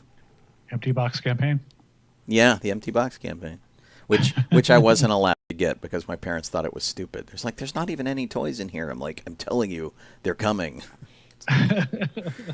Sad. It was hard to convince Oh, my man. parents of stuff, and I had a hard time too because I've been legally blind most of my life, and I never did very well in school in class. The homework was fine. I tested very well, but in class I couldn't see the board. I could barely recognize the faces of my friends, and so just about every year from like maybe second grade through ninth, 10th grade, I had most of my stuff taken away every year. And so I'd get Christmas presents, and then they'd take them all away when my report card would show up in January or whatever. So, I had a lot of time entertaining myself without toys. My Star Wars stuff will be in the garage, waiting for me to work harder and become a better student. We're still waiting. We're still waiting. Yeah, we're still waiting. They're What the like, heck? you test so well. You're obviously lazy. And I'm like, no, did you notice that my eyes suck? And I'm like, we got you glasses. You should be fine. And then it stopped at about 16 when I went to go get my driver's license, and I couldn't pass the eye exam. And I'd been going to eye specialists this whole time. And the parents were like, no, you should be fine. And then when I couldn't actually pass the eye exam for my driver's license, they went, oh, I guess this is really serious. And by then, of course, it was completely too late. Jeez. But we Okay. persevere. Ha-ha. So we have a little less than half an hour left. Okay. And we have things that happened on May the 4th. And we have information about Clone Wars. Do Yeah. I we think want we talked to... about some of that. Well, hang on. Do we want to just go into speed round and include that as part of speed round? Is that okay with you guys? Yeah, that's fine. Because, I mean, did you watch the Clone Wars, right, Jeff? Sure did. We did not watch the Clone Wars yet. We did not. Oh, and man. and so since it just happened this past weekend, we should also probably give people a little bit of space, like spoiler space. Yeah. There's only one article that appears to be a spoiler here. There are 4 articles there. Mm-hmm. The final one looks like a spoiler. The other ones don't look like they really are. They could be. But let's go ahead Let's and just make it speed round stuff. Yeah. Make it speed round. Who wants to start, Sean or Jeff? You go, Jeff. Oh. Should I just open these things instead? For my speed round Yeah, stuff? go ahead. Yeah, if you wanna. Okay. let's do that I'm instead. saving. Sean and I are gonna save. I have a trivia thing, and our treat box, snack box thing, and we'll go ahead and save that for the after show, Oh, okay. Oh, okay. or for Saturday. Yeah, we can do Sunday. it for the after show. Okay. Yeah. So But I want to see what toys Jeff got. Yeah. this is the Ghostbuster thing. Okay. I And- had one like that a while back that had inch-tall guys that were kind of easy to tell what they were. This was from my blind bag one, and it's a Slimer that glows in the dark, Yeah. which is cool. So But they haven't had him for a while, so. some piece of paper that came with it that I can't read. Now, but, is this just generic Ghostbusters, or is this connected to the new movie that was supposed I to come think out in it's June? supposed to be. I think it's actually connected to the last one that came out, the all girl one. Oh, okay. Pardon me. Did you get this that's what at the dollar store or something? someone got it for me.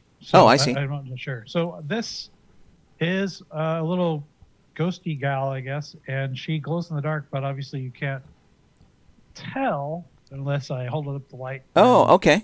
Wow, she's Yeah. got some hip action going on there, Exactly. and bug eyes. Yeah.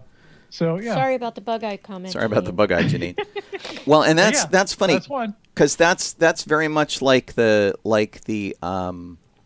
Slimer that I've got, where Yeah. the Slimer is transparent, and then inside he's got like a glowy kind of body, Yeah. and I So can't that- get and my that glows camera in to the dark, right? focus enough Yeah. to do it. It kind of does. It's that if I hold it to the light enough, it'll be dark.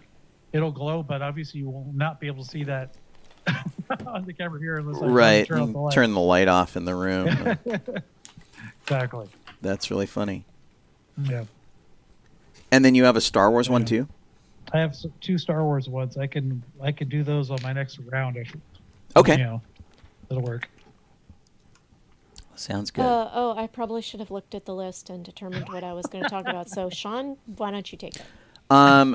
So there was kind of a cute little video that was released among many, many other things for Star Wars Day. This came across from the Nerdist, but the original group is an Australian group that does a burlesque show called The Empire Strips Back. And they made a Muppet-style puppet of Yoda. So if Yoda was an actual Muppet, not like we know him as a very realistic-looking alien, he's that sort of like felt. Oh, that's very glowy. Cool. Did it work? Yeah. I saw something glowing. I guess it worked. The Gray Tail. This group recorded a nice little video of Yoda doing the Rainbow Connection in a swamp with a banjo, and it was nice. And so, despite the group being a burlesque act, as I recall, it was a totally like family friendly kind of video. It was just kind of cute with Yoda singing. My theory behind Yoda singing lyrics is, like the rest of us, he learns the lyrics to a song in proper order. So instead of like making them backwards in a Yoda way, he just sings the legit lyrics, because that's how I've always performed Yoda. And in fact, I have also done Yoda doing the Rainbow Connection. And anyway, it was really kind of a fun, cute thing. Most of the videos that these guys have done that have been May 4th releases have been fairly family friendly. There is one where a woman dressed as Luke is washing a land speeder and doing the usual car wash kind of thing. At the beginning. That is at the beginning of the Kermit video. Oh, is it? Sure. Yeah. And but there's an entire video that they released of that instead of like the little thing. Just and then if you dig a little deeper, you end up with sort of like mostly naked Star Wars characters if you go on to other videos. So I'll warn you about that. But anyway, it was a kind of a nice thing. They also did a really sweet tribute to Peter Mayhew when he passed away, which we also kind of celebrated 1 year of having lost Peter Mayhew on May the 4th, because it happened just right about that time. And their video with their Chewbacca shows him shutting stuff down as the show is over, and then he walks out the exit door, and Leia's there to meet him, and they walk off. And it's it was really kind of sweet. And so for a group that's all about naked Star Wars characters, they seem to have a lot of heart. Jeff, you want to show your next toy? Okay. Did you want me to do that? Yeah, I think she's skipping her turn. Okay. Yeah, well, we're going to come back to me after you. We're going to keep it in the same order here. It'll get confusing. Okay. All right. Let's see here. Easier with the scissors. So Star Wars, let's see here, there's a big instruction booklet or something. I don't know what the point of that is, because I don't think you put anything together. I think it shows you what all the other characters are that you can collect. Yeah. So, pretty much. So what I got was, well, it's either Starbuck or it's Poe. I'm not really sure which. But Starbuck. Are you sure that's not Han? Is it Han? I don't know. It kind of looks like Han. It kind of looks like Han. You think it's Han? Yeah. It's really dark hair. Yeah. Han has dark hair, or he used to. Yeah. I feel like it's Han. I don't think I have Han. It could be, because it is. I mean, it's a leather jacket. Yeah. It's got the holster and stuff, but I'm like, the hair. That piece of paper that you pulled out, it's young Han. I think shows you what the characters are supposed to be.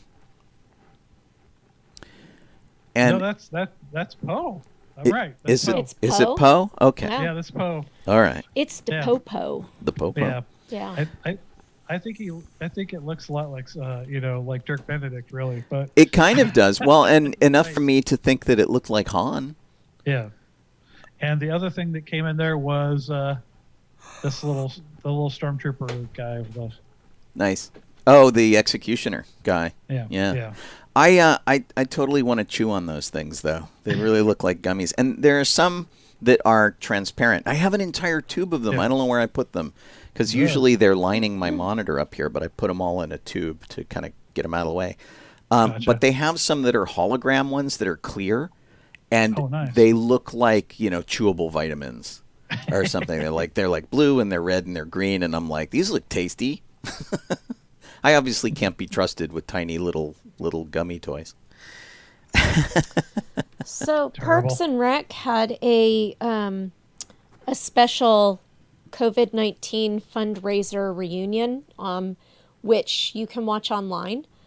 We ended up watching it online. We thought we were going to record it last week. Didn't work, so we watched it online. Yeah, we got thwarted by NBC, who didn't Yeah. put up the description in time.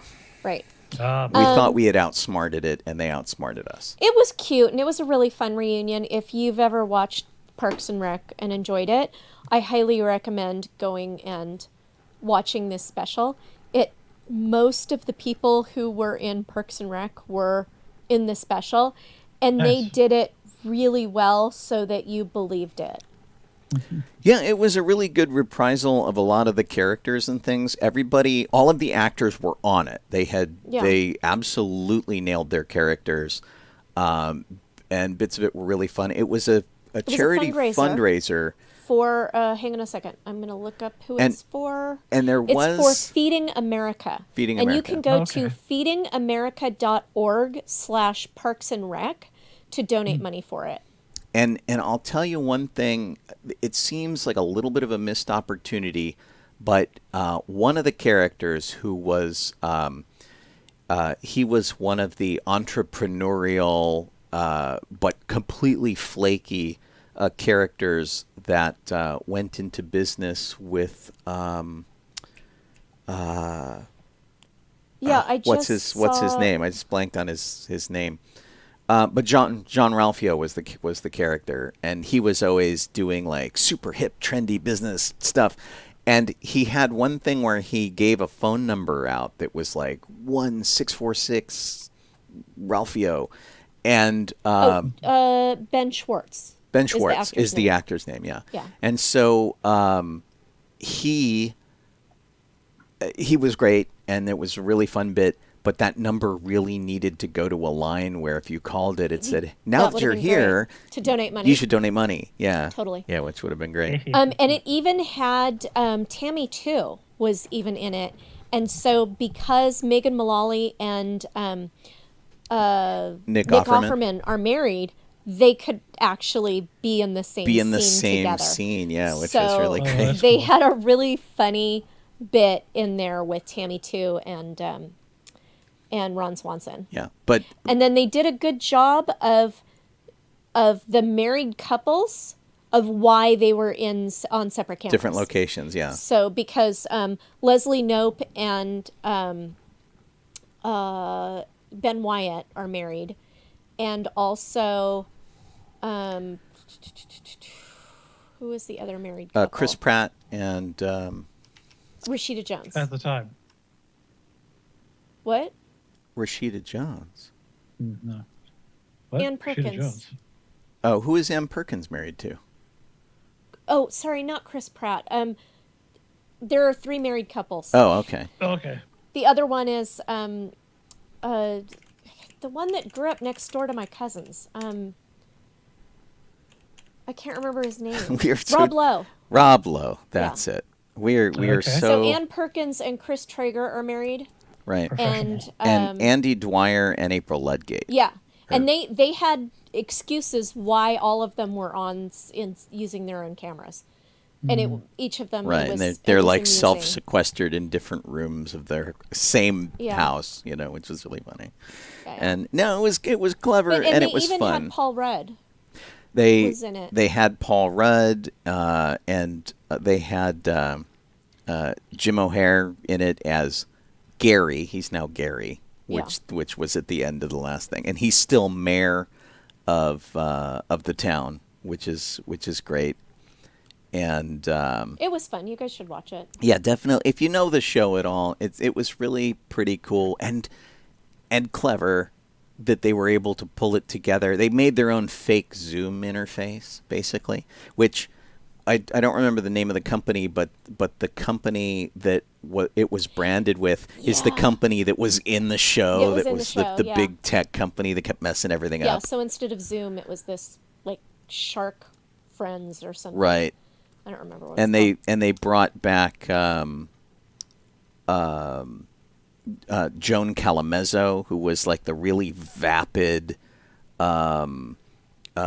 Talk show host. the Yeah, news and news Perd lady. Hapley. Yeah, and Perd Hapley and Councilman Jam came Yeah. back, and he was a pain. And he was doing, Councilman Jam was doing COVID-19 at-home dentistry commercials. Right. It was creepy. Yeah, it was. Anyway, it was really funny. Super clever, super fun. If you like the show, totally check it out. Check it out. Sean? Let's see. I am looking forward to this Space Force thing that's coming out, which On Netflix? Yeah, which looks pretty cool. It's they apparently Netflix just like jumped on it instantly when they announced that the Space Force was going to be a thing. So And Steve man, Carell, what a cast. yeah, Steve Carell is a 4-star general, and Steve is starting to he's starting to like play more of his age. He stopped dyeing his hair and things, so he looks like a 4-star general, and he's basically in command of a group that nobody wants to take seriously. And he doesn't either. Yeah, and so He's John not happy about Malkovich is doing in it. Ben Schwartz, who we were just talking about, who was Jean-Ralphio, he's in it. Noah Emmerich is in it. Fred Willard is in it. There's all sorts of like really great people who are signed on for this, and it just looks like it's going to be fun. And you know, it seems like something that's really primed to make fun of. So I hope they do it justice. Lisa Kudrow comes back. She's in it. Which What do is, you mean comes back? I haven't seen Lisa Kudrow in a while. Oh, I think the last thing I saw her in was what's her name? Who was in the bomb? Not bomb shelter. The one who was kidnapped. Kimmy Schmidt. Kimmy Schmidt. Yeah. So Lisa Kudrow and Jane Lynch is in it too, which is really cool. But yeah, I guess Lisa Kudrow has been acting and stuff, but I haven't seen her in much of late. So she has been. I just think it's cool. She's been in a TV series called Feel Good in 2020. She was in the Good Place, just which one episode. we haven't finished.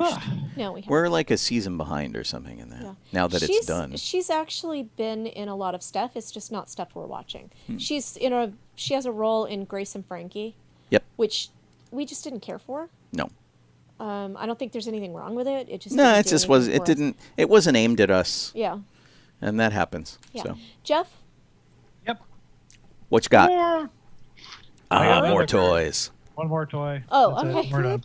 I wish I could find my little jar here of these things. Well, what is the last toy you have, Jeff? I'm not sure yet. It's another Star Wars one. Yeah, it's the same. It's the same Star Wars. Last of those. Star Wars. So I've got. It looks like a probe droid. Oh, that's over here. cool. I like that one. Yeah. Yeah, and then well, like I guess it's a Shadow Trooper. Oh, nice. So you got the all black bag. Looks like it. Yeah. Yeah. So that's pretty cool. But yeah. Neat. There we go. Nice. Excellent. Yeah, I love those things. They're really fun. I have, and again, I don't know where I put them, but there's a tube you can get that looks like a lightsaber that comes with like 3 in the blade and 1 in the bottom, and they're fun. They're really cute and they're tiny. And Yeah, there we go. Daniel Radcliffe is doing a reading of the first Harry Potter book. Yep. Harry Potter and the Philosopher's Stone or Philosopher's Stone. Right. Or Sorcerer's Stone, depending on which country you are located in. Right. I'm assuming that he is reading the English version since he is English. Right. But I could be wrong. Anyway, he's doing a reading of it, and it's on the website called Wizarding World. Oh, okay, cool. So that could be fun, and I am going to attempt to listen to that, although I haven't made it all the way through Jennifer L. reading Pride and Prejudice. So well, and still working on that. Do you want to like jump into the other one, which is Andy Serkis reading I do not. Lord of the Rings Andy for like Serkis, 12 he's hours? reading it Oh, without boy. stopping. Yeah, that's crazy. So I would like to know how he's going to go 12 hours without man. going to the bathroom. I don't have That's that. just icky to even think about. Depends. Just listen to the radio drama instead. Right. Yeah, I don't. I'm really not into that. My turn? Your turn. All right. So if you have gone to Walmart or Target or any of the sort of largest stores around Halloween time, you've seen aisles and aisles and aisles of costumes that were created by a company that has been around for quite some time, which is called Ruby's. Ruby's actually made some fairly decent costumes. We have a Darth Vader costume that originally retailed for about $1,000, of which we paid like 10% of that to pick it up. But it's got a full-scale helmet. It comes with a vinyl bodysuit, working electronics, all of this kind of stuff to make a pretty passable Darth Vader. That was not bad. And then they have various levels of costuming down to the most basic, printed fabric kids costumes. They just filed for Chapter 11 bankruptcy. And they're considered to be the world's largest designer of costume and party stuff. And their licenses that they have, Disney, Marvel, Lucasfilm, Warner Brothers, Nickelodeon, and they do Star Wars, Harry Potter, DC Comics, Stranger Things, Ghostbusters, all of this really cool stuff. And so, and they sell through Spirit costume stores and Walmart and Target and things like that. And they always look like they're doing gangbusters. So I don't know if maybe they have just been clobbered by the whole COVID thing, which is what the article here on toybook.com seems to intimate, because they're very seasonal, and they have a lot of manufacturing done in China that basically they're not going to have things in time for Halloween if Halloween is going to happen at all. So China, which has closed a lot of factories and stuff, they're not producing costumes for them, and then we don't know how things are going to shake out in October.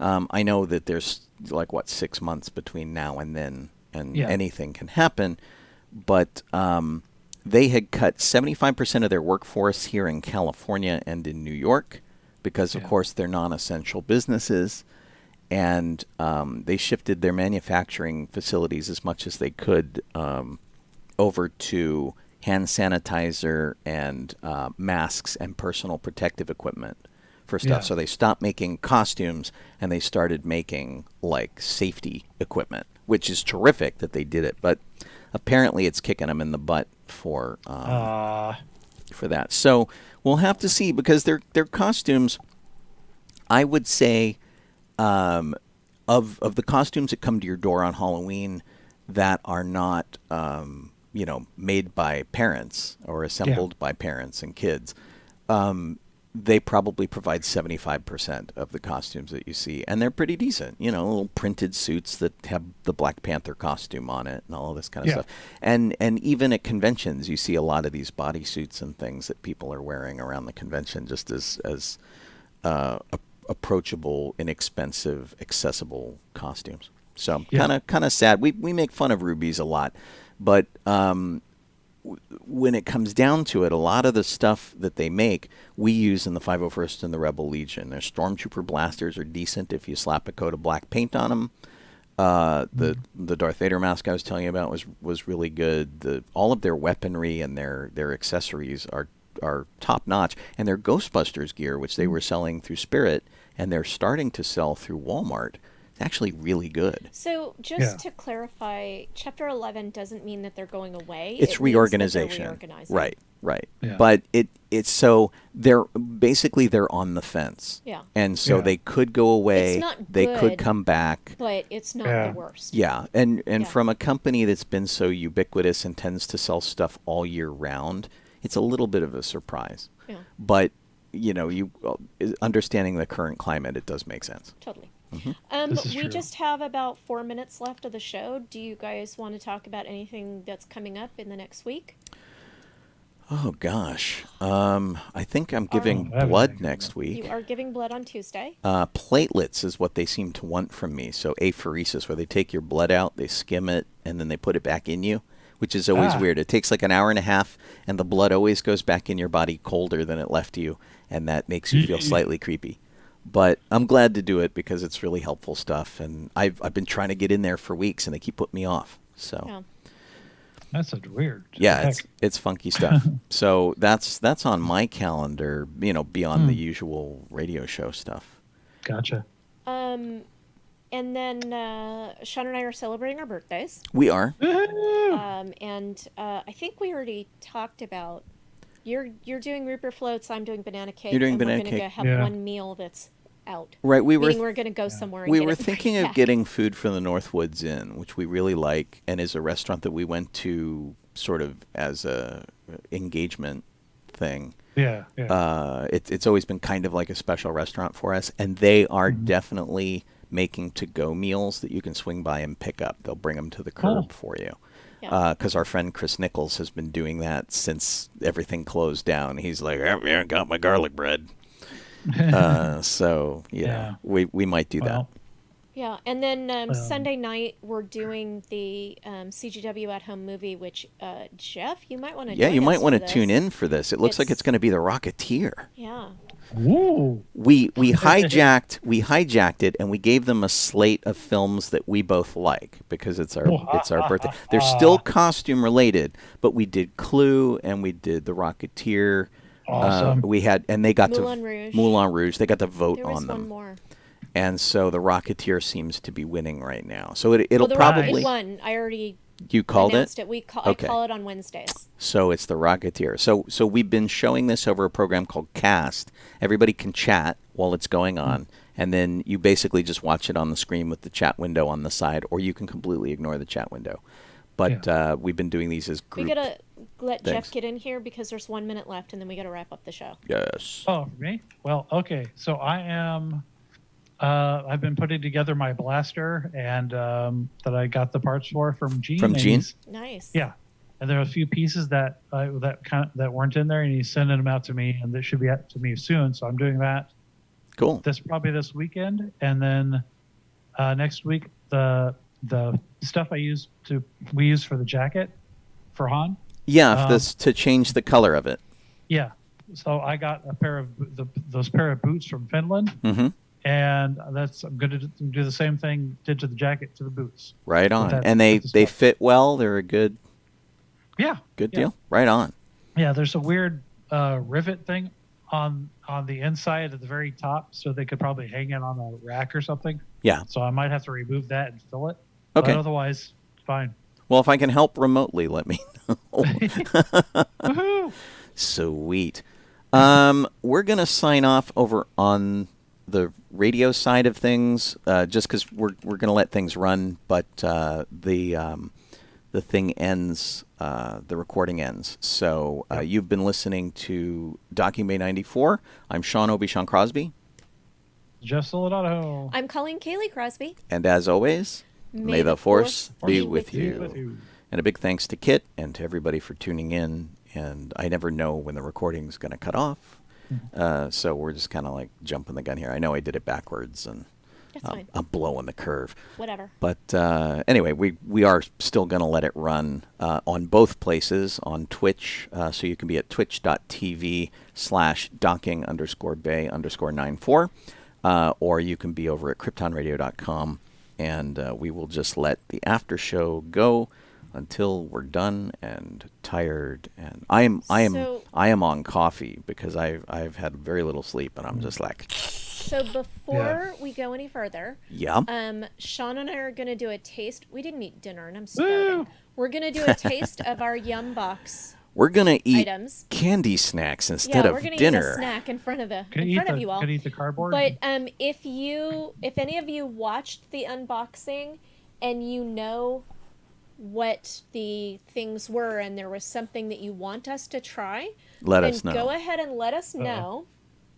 And while we're waiting for anyone who can remember all that time ago. And so you're monitoring Facebook. Yeah. And I've got Twitch open here. And so if we see anybody make a particular request, I can actually really quickly just run down what they are. There is Dromer, which is chocolate. There is Salamiaki Motto, which is licorice. Choco Flagger, which is oat cookies. Kim's American Grill, which is potato chips. Like barbecue potato chips. Yeah. Peppercock's Cola, gingerbread toffee.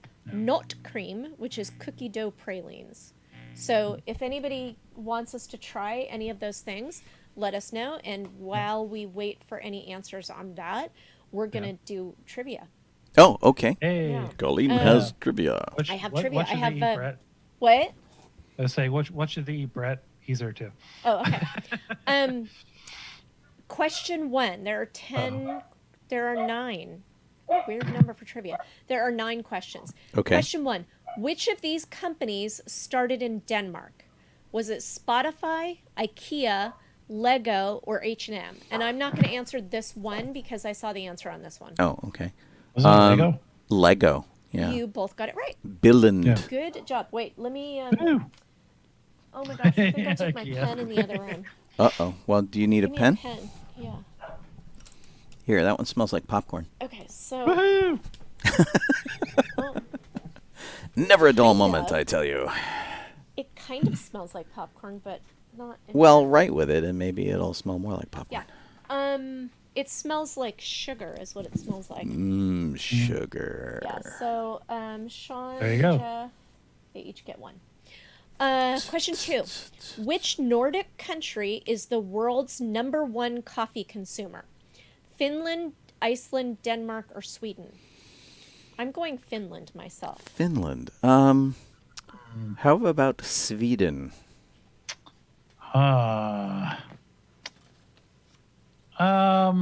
Denmark. It was Finland. Oh. It was Finland. Oh my gosh. Yeah.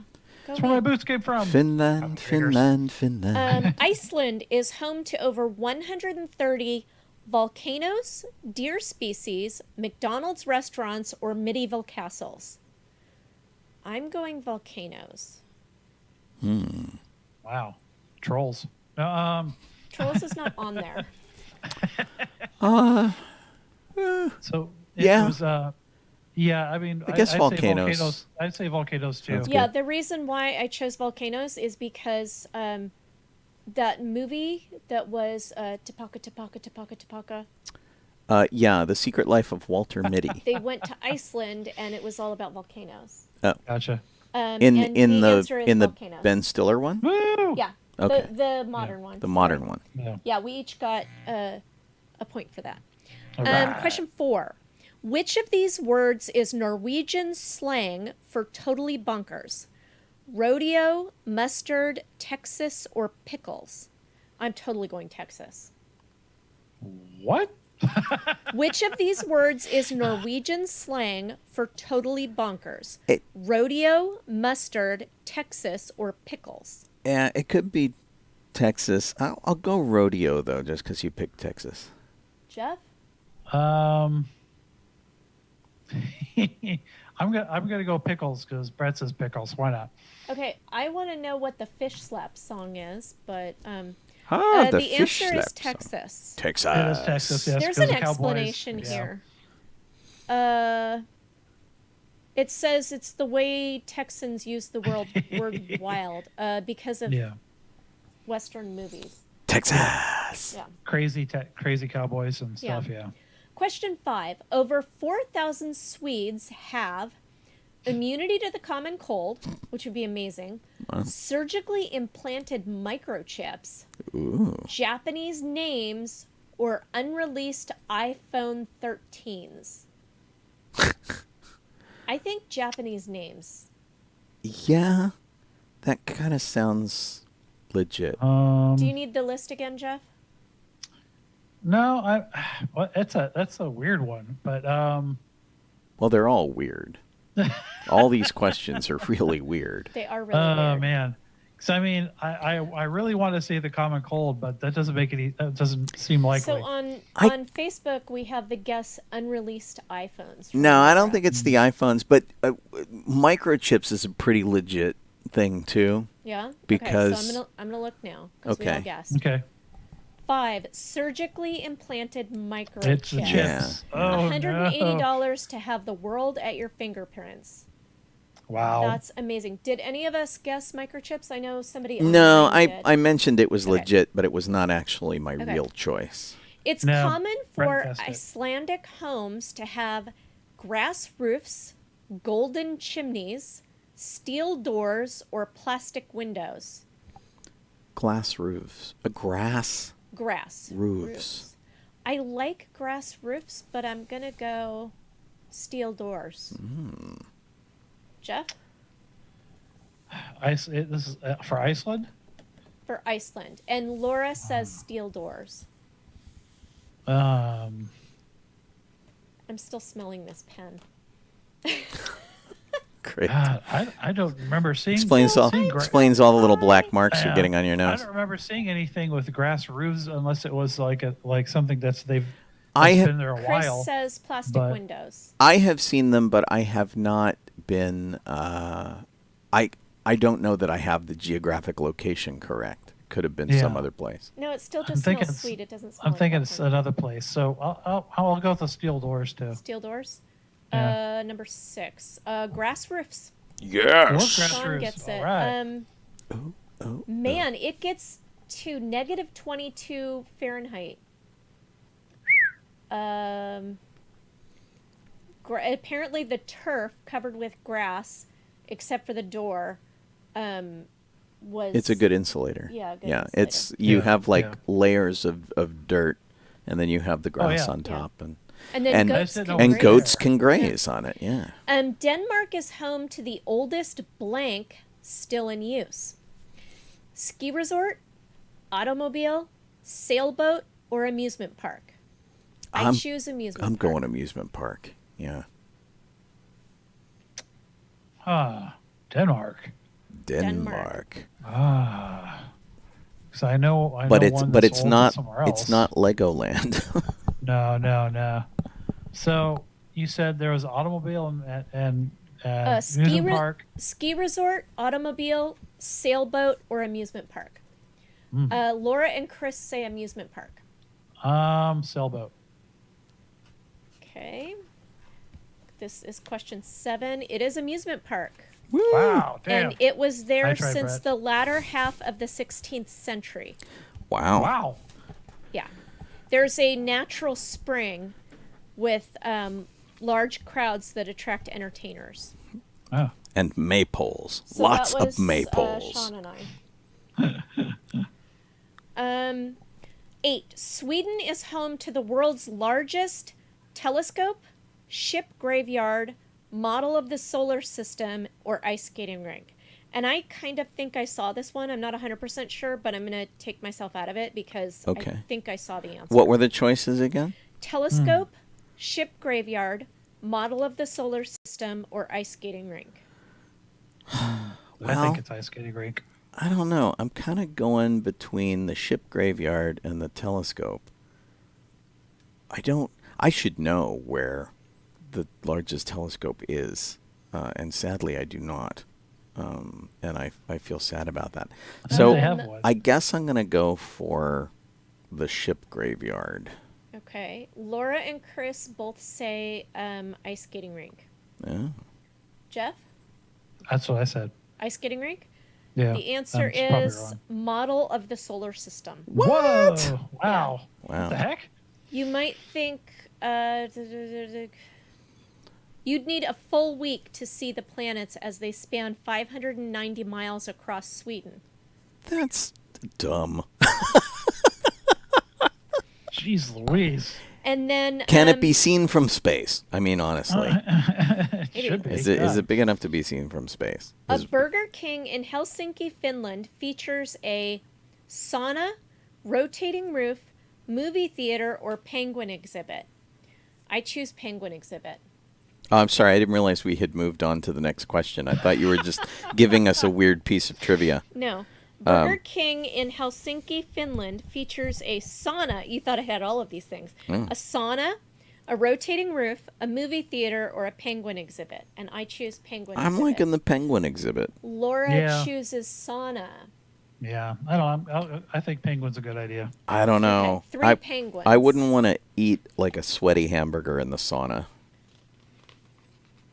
Sauna. No. Oh my God. Yeah. Sweaty burgers. Weird places. Sean and Colleen tied for 4, and Jeff got 2. Woohoo! And I didn't keep track of what people were playing with the home game. So Well, and now we I don't know what Laura and Chris got because those are the only people. Oh, although I did miss Brent Hobart, who said Tivoli Gardens was in Denmark. Okay. Well, now we have to get them to build the Hans Brinker Memorial Giant Ice Skating Rink. Oh dear. Colleen's like, yeah, whatever. I didn't see any comments about what people wanted us to try. I didn't either, because everybody's been answering all the questions. Although me see if I can go Nintendo had said pickles, but that was a guess There and not was a no- suggestion for what we should eat. Yeah. That's Yeah, right. because Laura said pickles too. And Nintendo Laura says said eat more chocolate. a penguin exhibit won't get me to eat at Burger King. So chocolate is what we're trying because we had one Suggestion for chocolate. suggestion for Okay. chocolate. Although the problem is we have Chocoflager chocolate cookies and we have Draumer, which is milk chocolate and salted caramel crispy pup. And I don't know what a pup is. So I guess we're going for the crispy pup. I think they're Or the like chocolate cookies. rice puffed things with chocolate on them. Right. Because we looked it up. It's in the book. They explain what they Right. are. Oh, Which okay. hand, Sean? Which hand? Or Jeff? Which hand? Yeah, Jeff, pick a hand. Right Oh, or left? okay. Right. It is Draumer, milk chocolate and salted caramel crispy pup. Woo! I should hold it up. Right? Let's see. That didn't work. If- Oh, there it why is. does Jeff have Sean's face on him? Because I discovered I could drag my face over in his screen. The heck? That's why I was getting out of the way. Jeez. I know. Oh my gosh. Dun, dun, dun, Should I dun, swat dun, at it? dun, dun, dun. It's like the fly.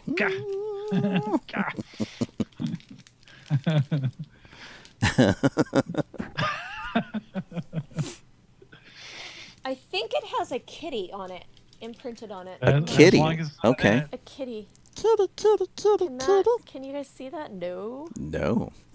Um, Yeah, it looks like a cat. kinda, Oh, there it yeah, goes. yeah. It just got quite focused. it's the cat that's the arched back hissing cat. Yeah. kind of thing. Yeah. It's sort of a Chat Noir kind of a thing. Chat Noir, Private Eye. Oh, this isn't what I thought it was going to be at all. Oh, yeah? Yeah, you're right. It's a crispy rice thingy. Right. I thought it was going to... Like, the picture on the outside, Is this the pup one? this is the pup. Yeah. And I'm having boy. difficulty speaking. So the picture, which I managed to tear in half when I was opening it, shows squares of caramel. Hmm. See that? That is not what this is. No, This is- it's much This is a more chunk of like a chocolate. Nestle Crunch thing. Yeah. Wow. It has little pieces of like chocolate coated rice inside Gotcha. and no caramel. Wah, wah, It's wah. not bad. It has a little bit of caramel flavor, Mm-hmm. but there's no actual caramel in it. Oh boy. It's not bad. It is very melty. Mm-hmm. It's melting quickly in our fingerprints. I really like this. It's good. The caramel flavor's really good. I would buy this at Cost Plus. I would totally buy this at Cost Plus. Hmm. Laura, why are you laughing so hard? Yeah, because we are not funny. We don't know. Lord only knows. She's laughing too hard to type. Oh, I see. Yeah. Hmm. Jeff can have virtual chocolate. I know. Okay, I must have missed that. Oh, it's over there. Yeah, I totally want like 12 more of these. Yeah, they're pretty good, huh? Mm-hmm. Wow. Sean moving his face into Jeff's image is what's making her laugh. Oh, I see. Yeah, somebody said, Oh, it's yeah. a murder hornet. I know. Oh, my gosh. I think Jeff Oh, yeah. posted this. Did you see the video of the praying mantis eating the murder Yep. hornet? Yeah. Oh, my gosh. They're all problem solved, everybody. That's disgusting. But you can't look away. You're like, oh, my Yeah. God. Ugh. But, you know, first off, where are we going to find praying mantises that big? And secondly, how are we going to scatter them around in the areas where the murder hornets are?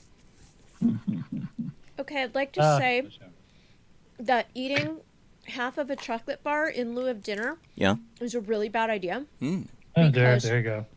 Now I'm just all Just eat the sugar, rest sugar, of it. sugar, sugar, sugar, Right. sugar, sugar. We're gonna have to go through like the KFC drive-through. I We- think they're closed. On the show, we have not gone to KFC Taco Chicken Bell in a really long time. It I used know, to be. hey. We used to do it after every show. We would walk over I there and know. we would get a little something to eat and talk about the show and make plans. When Joe was on the show Yeah. as our tech video game reporter, and so we would talk and go. We would do a post-mortem of the show because the show was pretty young. We'd be like, okay, what did we do that was good? What did we do that sucked? Should we do this again? No, we just don't care. Now we just don't care. What this show, and Just it's not wing that it's not that we don't care, because if we didn't care, we wouldn't be here. But Oh. the thing that's really funny is that the show has just become this party chat conversation thing, and especially Yeah. now that we're on Twitch and we've got people who are chatting, and we're on Facebook and people who are chatting, and you guys have so much more input. When we first started doing the show, I gave out my phone number. And it's like, if you want to call us, you can call. And so, like, do you remember, Jeff, when Manny called us and he was on a boat yeah. fishing in the middle of a lake? Oh my god. And he's like, I'm listening to you on my phone and I'm fishing in the middle of the lake. And because it was such a different vibe, like 8 years ago when we started doing this show, I know. I gave my phone number out so people Yeah. could call. And the idea was that we were going to plug you guys in and talk to you on the phone. And we did. We did off Yeah. and on, for quite a while. And then the show is just like kind of evolved into what it is. And the technology has changed in 8 years. Yeah. And it's a different beast. Yeah. We're I we're mean, still the same, I got my friend Nick, who still, will still call in to interview on the show, whatever. So Yeah, that would be great. That's one person. Well, and Andrew was saying that he wanted my gosh. to do the show too, and I just want to get your technology squared away, Jeff. Yeah. I totally want us Taco Supreme. Everybody's talking about they want some Taco Bell. Yeah, and I think that's what we're gonna have to do and we had nachos for lunch, but I still want tacos or I'm just starving. chicken, something. Yeah. Something. And it's really funny. I don't mind going to like a regular Mexican place and having like real actual Mexican food. It's all Yeah. the same ingredients and a variety of combinations. And I'm You not sometimes mind. I'm not a refried beans fan, so just keep those away from me because looks like something that came back up Tortillas and meat and from cheese. the cat. But also the thing is that you only like American tacos. Well, and when that was the point that I was going to make, is that I actually really like Taco Bell tacos, which are very Americanized tacos. I like their seasoning on their beef, and I like the sour cream, and I like Chipotle tacos too. Those are really good. And but I can eat a street taco and stuff like that, and I love the Kogi Korean tacos. Oh my gosh, Those are really good. Those are amazing. But yeah, we just had nachos for lunch, but I could totally go for more But tacos. that was hours ago. It was hours ago. It was like noonish, noon 12:31, Yeah. something like that. So it's been a while. Yeah, making everyone want tacos now. Tacos. So they should totally sponsor our show. Yeah, totally. Docking Bay 94, not sponsored by tacos. Well, just talk to Noggles; they'll do it. And Noggles, which is coming back, and Yeah. you and I bring this up periodically, Jeff, because I think we both went to talk to Noggles in like our high school years, right? Did you? Yep. Yeah. So Yeah. we had one in Newbury Park, and it was open really late, and it was pretty much just a drive-through at a certain hour, and we would go and we would get tacos and go sit on top of a hill and eat tacos and drink soda and like talk on the CB radio and do that kind of stuff. Yeah. They'll, there's a Noggles in Fountain Valley. And there's another one I can't remember, but they're on Facebook. You can actually find them on Facebook. Yeah. And they'll have all the locations there that they've got open. Now we used to just they're coming back. We used to just call it Noggles. Is it officially like Senior Noggles? Is that like the official name? I think they're just calling it Noggles. Okay, because that's all I don't think they're calling it Senior. we never called it Senior Noggles. It was just Noggles. Yeah. So, and it was, and I have to say, I mean, we used to go to In-N-Out and stuff, but I think Noggles was way more of a thing than In-N-Out was. In-N-Out was the place to go, have a hamburger occasionally, get their bumper stickers, and then cut up the letters from the bumper stickers and make rude sayings out of. Yeah. I thought that was In-N-Out. That's what I said, In-N-Out. Oh, Yeah. I'm sorry. And so we used to do that all, and we discovered if you get enough stickers, you could make them say like Oingo Boingo and things like that. But Noggles was the place that, like, it was convenient. We ended up there all the time, and it was on the way to everything. We would like leave my buddy's house. My buddy in high school was Greg, and we would leave his house. Yeah. He had a car and a license, and I didn't, of course. I had the car, but I couldn't get a license for it. And we would drive through Noggles, and then we would go up to the top of a hill where we could get good transmission, and we'd hang out on the CB radio and listen to stuff in the tape deck, and it was good. Let's see. Locations for Noggles are Stanton, Fountain Valley, and Huntington Beach. Wow. And those are the only ones that they're listing on the website. Yeah. So Stephen Stanton gets his own in his own town. See how that works? Yeah, geez. You do a voice for the Clone Wars, you get your own restaurant. Man. Damn. Yeah. I missed my shot. No voice for the Clone Wars for me. Damn. That's really funny. And so Brent, shout out to Brent, because I have boxed up your Millennium Falcon thing. I just haven't been to the post office yet to mail it. Yeah. So I have your Millennium Falcon popcorn container from Disneyland. Huh? I mean, why do you have to go to the post office? It's a box. Right. To mail You could weigh it on our kitchen scale. Yeah. And buy postage online. Oh, okay. I could do that. That would be great. Yeah, that'll work. Well, if we remember, we'll look at it tomorrow. Yeah. Because I have it boxed up to send to you. I just haven't sent it. Gotcha. And I just, feel like I need to give periodic updates here on the show. Because I said I saved it for you. And I never heard from John. I have two of these. And I never heard from John Cornejo, who was the one who's like, oh my God, you have to buy one for me. And then I got one for Sharon, and then Sharon ended up with one because she lives in Florida, and they had them in Florida. Yeah. And so that's how I have an extra to send to Brent. And because they only sold them like for a brief time. They like came and went really fast. And they're really neat. I mean, they're a nice little Millennium Falcon thing. Yeah. Lights up and everything. Yeah, give that thing a paint job, man. It'd look really great. So it's pretty cool. But yeah, I never heard from John Cornejo, so I should send him a note going, do you still want this? Or should I otherwise pass it along? Yeah. It's funny. But yeah, I've like, I can't remember the last time I set foot in a post office. Colleen went more recently than I did. To the post office? Yeah. So the last 2 times I've been to the post office, and one of them was day before yesterday. Yeah. I drove through. There's a post office that has drive-through that you don't even have to touch the I box. did one of those with you, I guess, where Yeah, we you drove did through one and of we those dropped with something me. off. And then the time before that I went to the post office, I actually had to go in. Right. And that was like right after, maybe the week after we went into Safer at Home.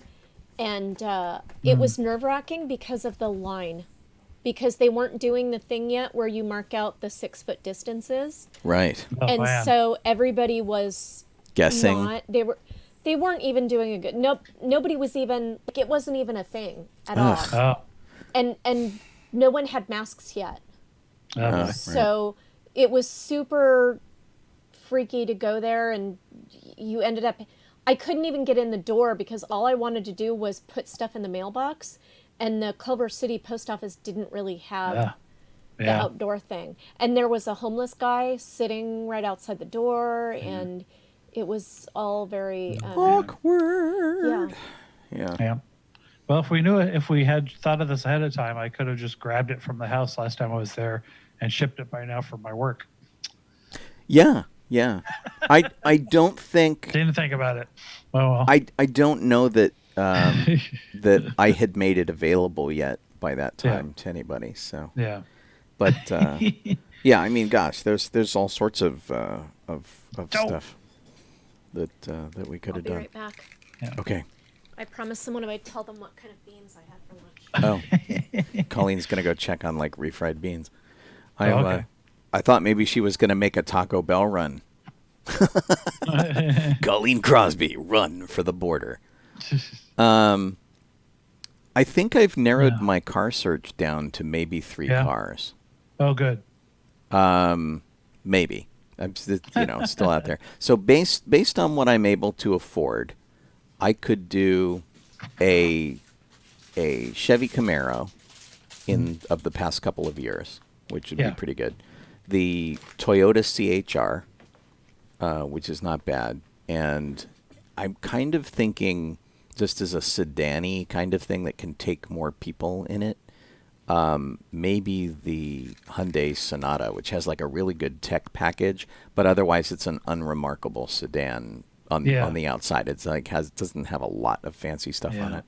So I'm kind of considering those things to see. Man. I'm going to post something up on Facebook as a vote, and I'll do like a picture of each one with the pros and cons of each one as I see them, and see what other people think too.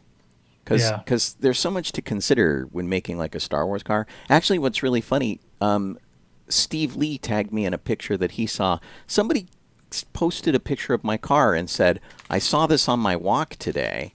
And her friend Steve Lee, it's a person I don't know, and her friend Steve Lee, it's my friend, said, oh my gosh, yeah, that's Sean Crosby, and that's his Star Wars car. And then they talked about it a little while in the thing, and she said, do you know what neighborhood this is in?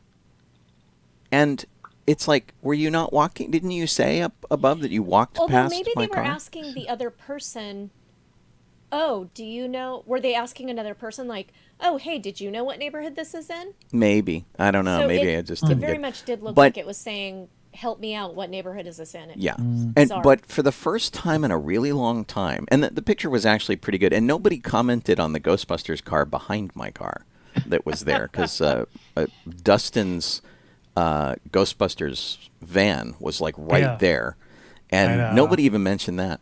And for the first time in a long time, it had a couple people who devolved the conversation into the, well, I'll tell you, that guy obviously, is living in his mom's basement and calling it an apartment, and that apartment has never seen a woman, and all of this kind of stuff. And and then like as if to offset all of this stuff, this passive aggressive slamming, his post after that was, but of course, as a geek myself, I think it's really awesome in capital letters. And so, I actually had to go in and go, well, I don't have a basement. I do have a geek wife of 30 years who drives the car. And, I had to like sort of offset the weird comments. But it was weird. I haven't had somebody make that kind of attack in a while.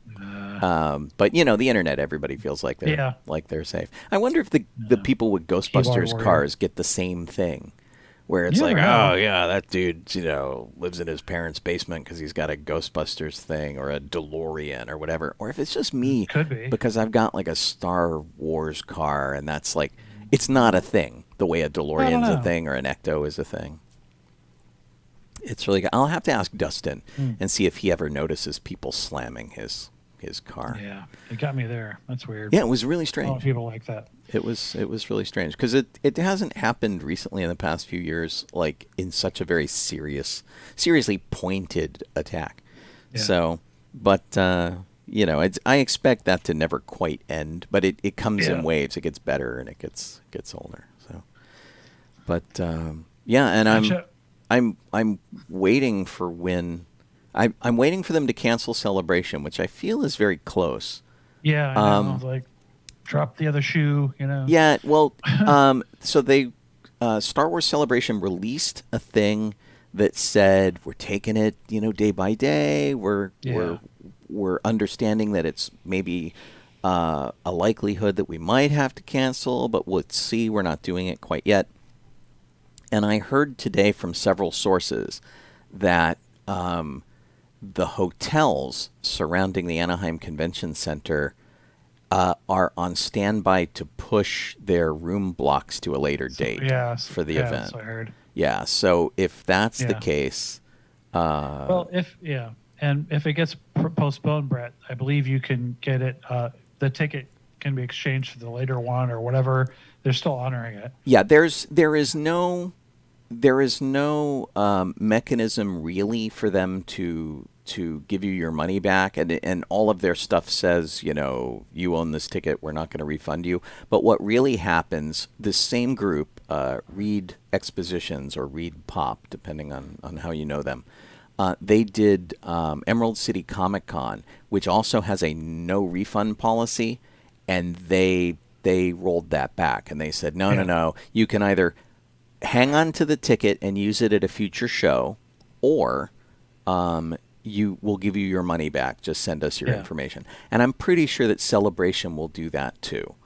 And I think San Diego Comic-Con has made the same offer, which is if you want to keep your ticket for the next year's con, you don't have to go through the death match to get new tickets. Just hang on to your ticket. Or if you want your money back, we will give you your money back. Yeah. And that's okay. And so you can decide which is best for you and make that request. And if you're like, I'd rather have my $120, you can get that back. And I feel like they'll do the same thing with Celebration. But I got some private messages today from people going, hey, my friend's looking to pull the trigger on airfare now for Celebration. Do you think it's still going to happen? I wish I had more concrete information I know. people. It's just like, here, let's just have you guys dangle out here for a little bit. Well, and I will tell you that I am in contact with Reed about Celebration, and they keep saying, hey, when's a good time to talk about the Road Squadron people, and do you know how many cars want to go? And I keep saying, yes, we have about 20 cars that have expressed an interest in displaying, and they're all gung-ho to do it. And my schedule is free after 11 a.m. Pacific time, any time that works for you, except maybe on Thursday where it's a long day and we're busy and we've got Dogging Bay 94. Just tell me and I'm in. Just let me know when you want to talk. And then I hear nothing for like a week. Yeah. And then another week passes. And then I get the same message back going, hey, when are you free this week? So they're still talking about it. They're still moving ahead as if it's going to happen, despite our inability to actually discuss it. They are periodically, like May the 4th, I think, they were like, let's contact everybody. And so I got a message on Monday that said, hey, we still want Road Squadron. What are we going to do? So we'll see. I Oh my God. I really have no problem with them pushing it off. And in fact, the Rebel Legion, for the Rebel Legion booth, they had a kind of like state of the base thing out here in Southern California, which is the Yeah. hosting base for the Rebel Legion. And Yeah. Scott was having build parties over at his garage, and they were building Yep. all sorts of really neat stuff to display, which he is still doing on his own because he's stuck at home and has all this Yeah. time on his hands. So he's continuing the build on his own. But he did a live video about the state of the base and what we're doing and celebration and that kind of thing. And he is like, I have no problem if they put us off a year because I'd like a lot more time to do all this cool stuff that we want to do, which is Yeah. pretty great. And I kind of feel that way about Road Squadron too, because I'm not sure, like it's going to happen in August. Are we going to be ready to go back Yeah. in August? And will face masks help us? Can we distance enough? And Yeah. every Star Wars celebration has been a madhouse in terms of crowd. They're just everywhere. And so if they have to put us off a year, I'm not going to feel bad about it. And it'll give us, much more opportunity to like do things like your car, Jeff. Yeah. And Yeah. make sure that we get that all up and running and, Yeah. and things like that. And in fact, when they reach the point where they're like, okay, you can get together in groups of 5 or 10, that's like just about the first thing on my list is like, let's get you here and let's start on your car, because we've got the design done, everything's cool to do. We just need to start the actual physical work on it. I know. And I would like, what I'm trying to do, I'm trying to figure out what car I want so we can do them concurrently. You can Yeah. build yours, I can build mine. We can get them done at the Yeah. same time and double up our efforts. Mm-hmm. And I'll tell you, I still, sorry to be talking so much, but I still have one dilemma, which is the H-Wing, my Honda. Yeah. The San Diego Auto Museum wants to take it. Yeah. But now it needs a lot of fixing. It needs- It needs yeah. to be repainted. And honestly, to be honest, I have to fire it up and see if it even drives, because it's been sitting there for 5 years. It might, but And so I don't know. I know I can't get it smogged anymore. And so I'm really trying to decide. I would love it to go to a museum. I tried so hard to get it in a museum for like 10 years. yeah. But now I'm like, well, maybe I should just let it go and, take the good stuff off of it and send it away. And because the whole car needs to be stripped and repainted. Yeah. And Maybe that's you need to send it to the Daisy Hill Car Farm. the Daisy Hill Car Farm. Well, and the difficulty with the car is that it's going to take a couple $100 in materials and lots of hours to restore. Back Yeah. when I was really trying to get this done, it was in perfect shape, except for not being able to smog it. And then it kind of slid, and then Yeah. Whoa. Jeff and I did a bunch of fixes for it so it could go to Yeah. Florida. And Yep. it was in good shape, and then it slid again. And so now, Yeah. I mean, really, the paint is dripping off of it. If you hose it down, the paint runs off of it in colors. Yeah. Because the Yeah. paint has broken down, because it's been sitting on the side of the house in the sun for... Yeah. Exactly. So For I years. don't know. WesterCon just postponed Yeah. both 2020 and 21 Oh, man. moved forward a year. A WesterCon? Yeah. Okay, Yeah. where was it supposed to be this year? Let's see. WesterCon moves Yeah. around. SeaTac, Washington, Oh, okay. which is weird because wasn't. Oh Se- no, that wasn't WesterCon. That wasn't was WesterCon. Emerald. That was. It might have been Emerald City Comic Con, Yeah. and there was an anime convention going that same weekend. Yeah. So WesterCon 73 in SeaTac, Washington, is now 2021, and so in order to let them do that and keep the same, because it's a different committee for Right. each one. Yeah. WesterCon 74 in Tonopah, Nevada. Who would? Wow, Tonopah? Tonopah? Really? I don't know. I don't know where in Nevada Tonopah is. Tonopah? Oh my gosh, that is. I'm looking wow. it up. It's on the that's other side of the border from Reno, I think. Oh, Yeah. really? Yeah. I could be Damn. wrong, but it's Oh, moving man. to Ow, ow, ow. 2022. Ugh, darn it. There Cramps. will be no WesterCon held in 2020. Queen of the Silver So- Camps. So Sean, I sent you a link like this today because when I got home and I looked it up or at work or whatever, and it was a car that I really wish they were still making because it would have been a cool car. Oh, really? Did you send it to me as a Facebook message? Yeah, but it's the Chrysler Crossfire. Oh, you know what? I looked at the Crossfire. Yeah. And but they stopped making them. I'm like, but they look cool. Yeah, it's and when they came out when they were new, I actually really wanted one. Yeah. I believe in the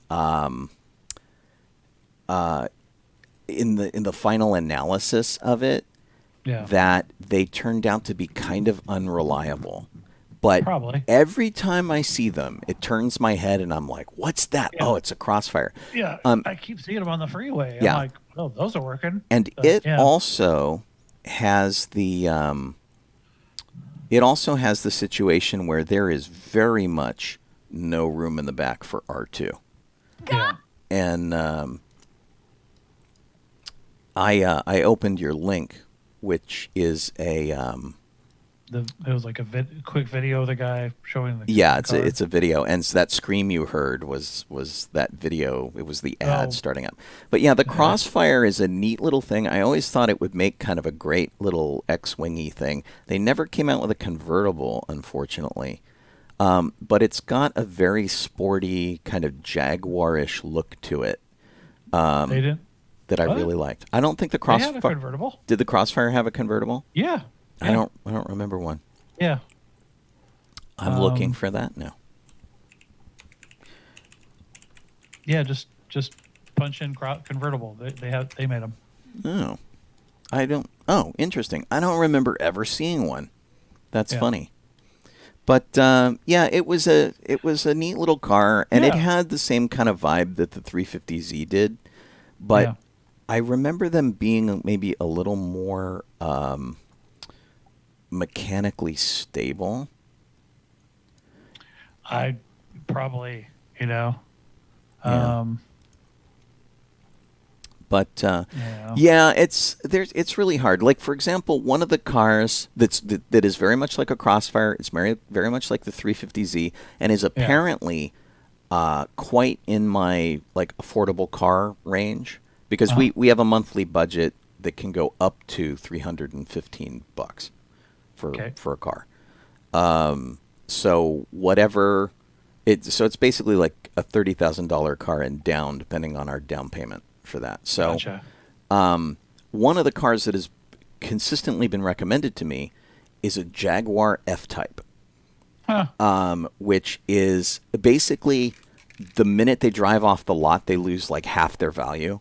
So it being like a $60,000 to $80,000 car, they're about $30,000, and but the look of them is very much like the 350Z. It's very curvy, very sporty, but it's also a two-seater with no trunk space, and it's got all the same problems that I have with the Z that I'm thinking maybe I need to avoid. And so doing something like the Sonata, which is like the sensible car, where the tech package on it is really amazing. I'm going. Colleen's going away. Bye, Colleen. Yeah. Okay, bye, Colleen. If you go to Taco Bell, you got to wait for me. Maybe. Maybe, she says. So the Sonata is the sensible one, but it has all the tech. It has all of the safety gear. It has 360-degree cameras around it, which would be super helpful for me at charity events. It has it's got cameras when you make lane changes that show up in the thing. It's like all this cool tech, and it's what they call a glass cockpit. If you know airplanes, a glass cockpit in an airplane is a lot of the instrumentation is replaced by screens, and it's pretty neat. And so that's a very solid thing, and it's a Hyundai, which we like. We like the company, and the one that we have has proven to be really solid. So that's a sensible one. Pencil, if you want that or not. Yeah, and then the Camaro is the super sports car thing. Yeah, and then the CHR is the not quite an SUV thing that's a little underpowered, but it's really funky looking, and it's got a lot of cargo space. And so all three of these cars have a lot of cargo space. We can take more than 2 people, and even if we ended up with something that just has like the Camaro, also going along with like the Challenger and things like that, their backseat kind of sucks. So you could put a person in there if you're running to Burger King or something, but you don't want to take a road trip across the country with someone in the backseat. That would be terrible. But for you and I, when we go to an event, if like we're taking my car, you could throw your stuff in the back. I could throw my stuff in the back. We'd have enough space. Yeah. Although, if we build these things together, you'll have your Star Wars car, I'll have my Star Wars car, and we'll both be taking both of our cars and tons of space in the to back, these events. And you have a RAV4, which has monstrous space. Yeah, but you know, because we have a wagon. Our Hyundai is a wagon. We've got plenty of cargo space. We can transport all sorts of stuff. I don't need to have a wagon or an SUV or something big. I just need something that kind of in the final design approximates a spaceship. Yeah.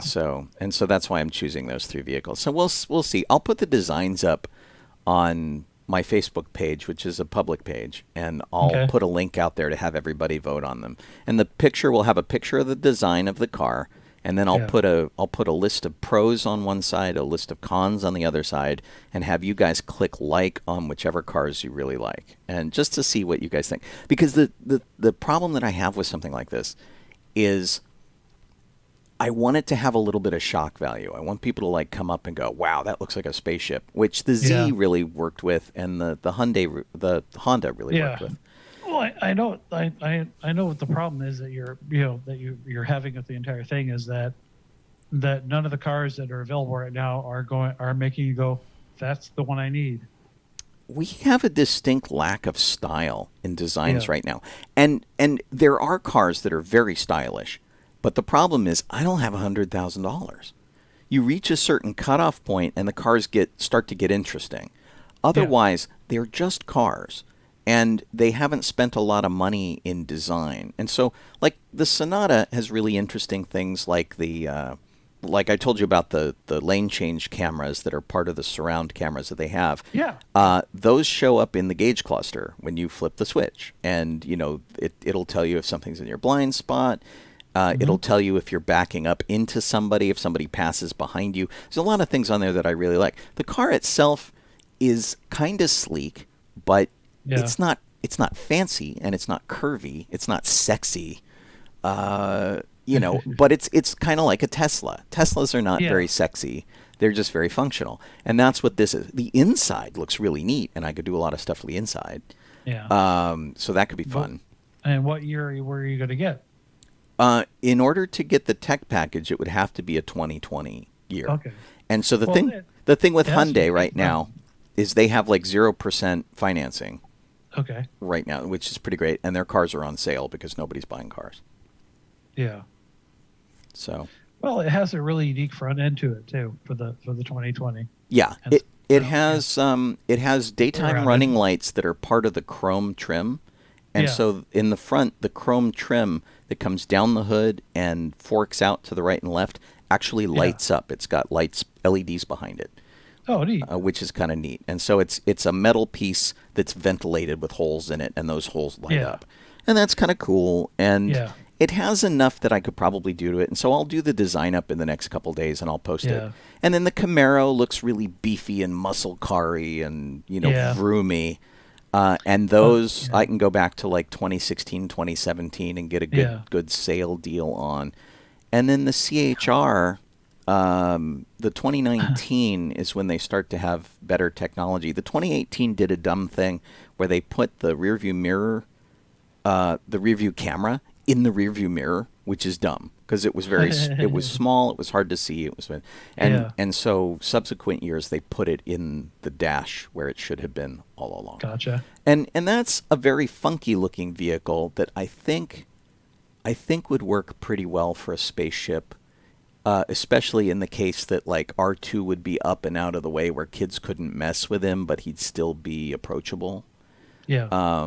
But he wouldn't be low on the deck like he is now, where kids could like stand next to him and take a picture. They'd have to kind of like stand underneath him and take a picture. So there's pros and cons to all of these things. That's probably what you'd have to do with the Hyundai as well. It'd have to be on the roof. It would be on the hatch. So what I would do is I would put something that attached to the back glass and down onto the trunk. And so it wouldn't be super high on the car. But yeah, it really depends. And it's because they're not designing cars the way they used to. We don't have proper trunks on cars, and it's making my job a lot tougher to do. So Yeah. So we'll see. Well, and I'll keep an eye out if I see some other car that looks like it might be a nifty thing that you haven't seen yet. I'll tell you, but Yeah, I'd appreciate that. I do really like the Crossfire. It was a pretty spiffy. It's just such a drag that they stopped making them, so it's like they're old. Yeah. You know? Well, Chrysler, I mean, isn't really doing that much. And I liked a lot of the Pontiac stuff they did too. Like the Pontiac Solstice was a really nice car. It was the same car as the Saturn Sky that Saturn was gonna donate to the project. Yeah. It's just the body panels were different. Man. So, well, and Pontiac as a brand is completely gone now. We've lost a lot of car brands, and a lot of companies are getting rid of sedans. Ford is keeping the Mustang, and they're going all trucks and SUVs. They're not going to have anything that's not that. Toyota, Honda, Hyundai, and Kia, I think, are the four main brands that are still maintaining a mid-sized sedan that isn't a luxury sedan and things like that, because old people like luxury cars. Yeah. So, what can you do? I don't know. It is what it is. Gosh, I'm looking at Twitch, and I don't know if it's just because of the way I'm viewing it or whatnot. Our video quality is really crappy. Probably getting kind of weird. It's very, very fuzzy. That's kind of weird. Oh well, I guess we should call it. Yeah, I think so. We've gone over about an hour. Yeah. I am such a zombie. I've not been sleeping at all. And That's the other day I was working on that video, and you got up and you went to work, and it's like 6 o'clock or something, and you posted a thing that's like, "Hey, check this out," and I was still awake, and I'm like, "Oh, that's totally awesome," because I hadn't gone to bed yet. Oh yeah. Oh my gosh, it was bad, but yeah, shower, food, bed. There you go. That's my plan. Good idea, man. Woo. All right, dude. Have a good weekend. Yeah, you too. And do awesome Both stuff. For all of you guys who are still watching or listening, thank you very much. We greatly appreciate you lurking. I will be back on the air to wrap out the week on Good Morning Tatooine tomorrow on KryptonRadio.com at 9 a.m. Pacific, 12 p.m. Eastern Time. And then I have no radio duties after that, woo, which is cool. And then we will do this all again next week, and hopefully these technology settings will not change. I don't get it.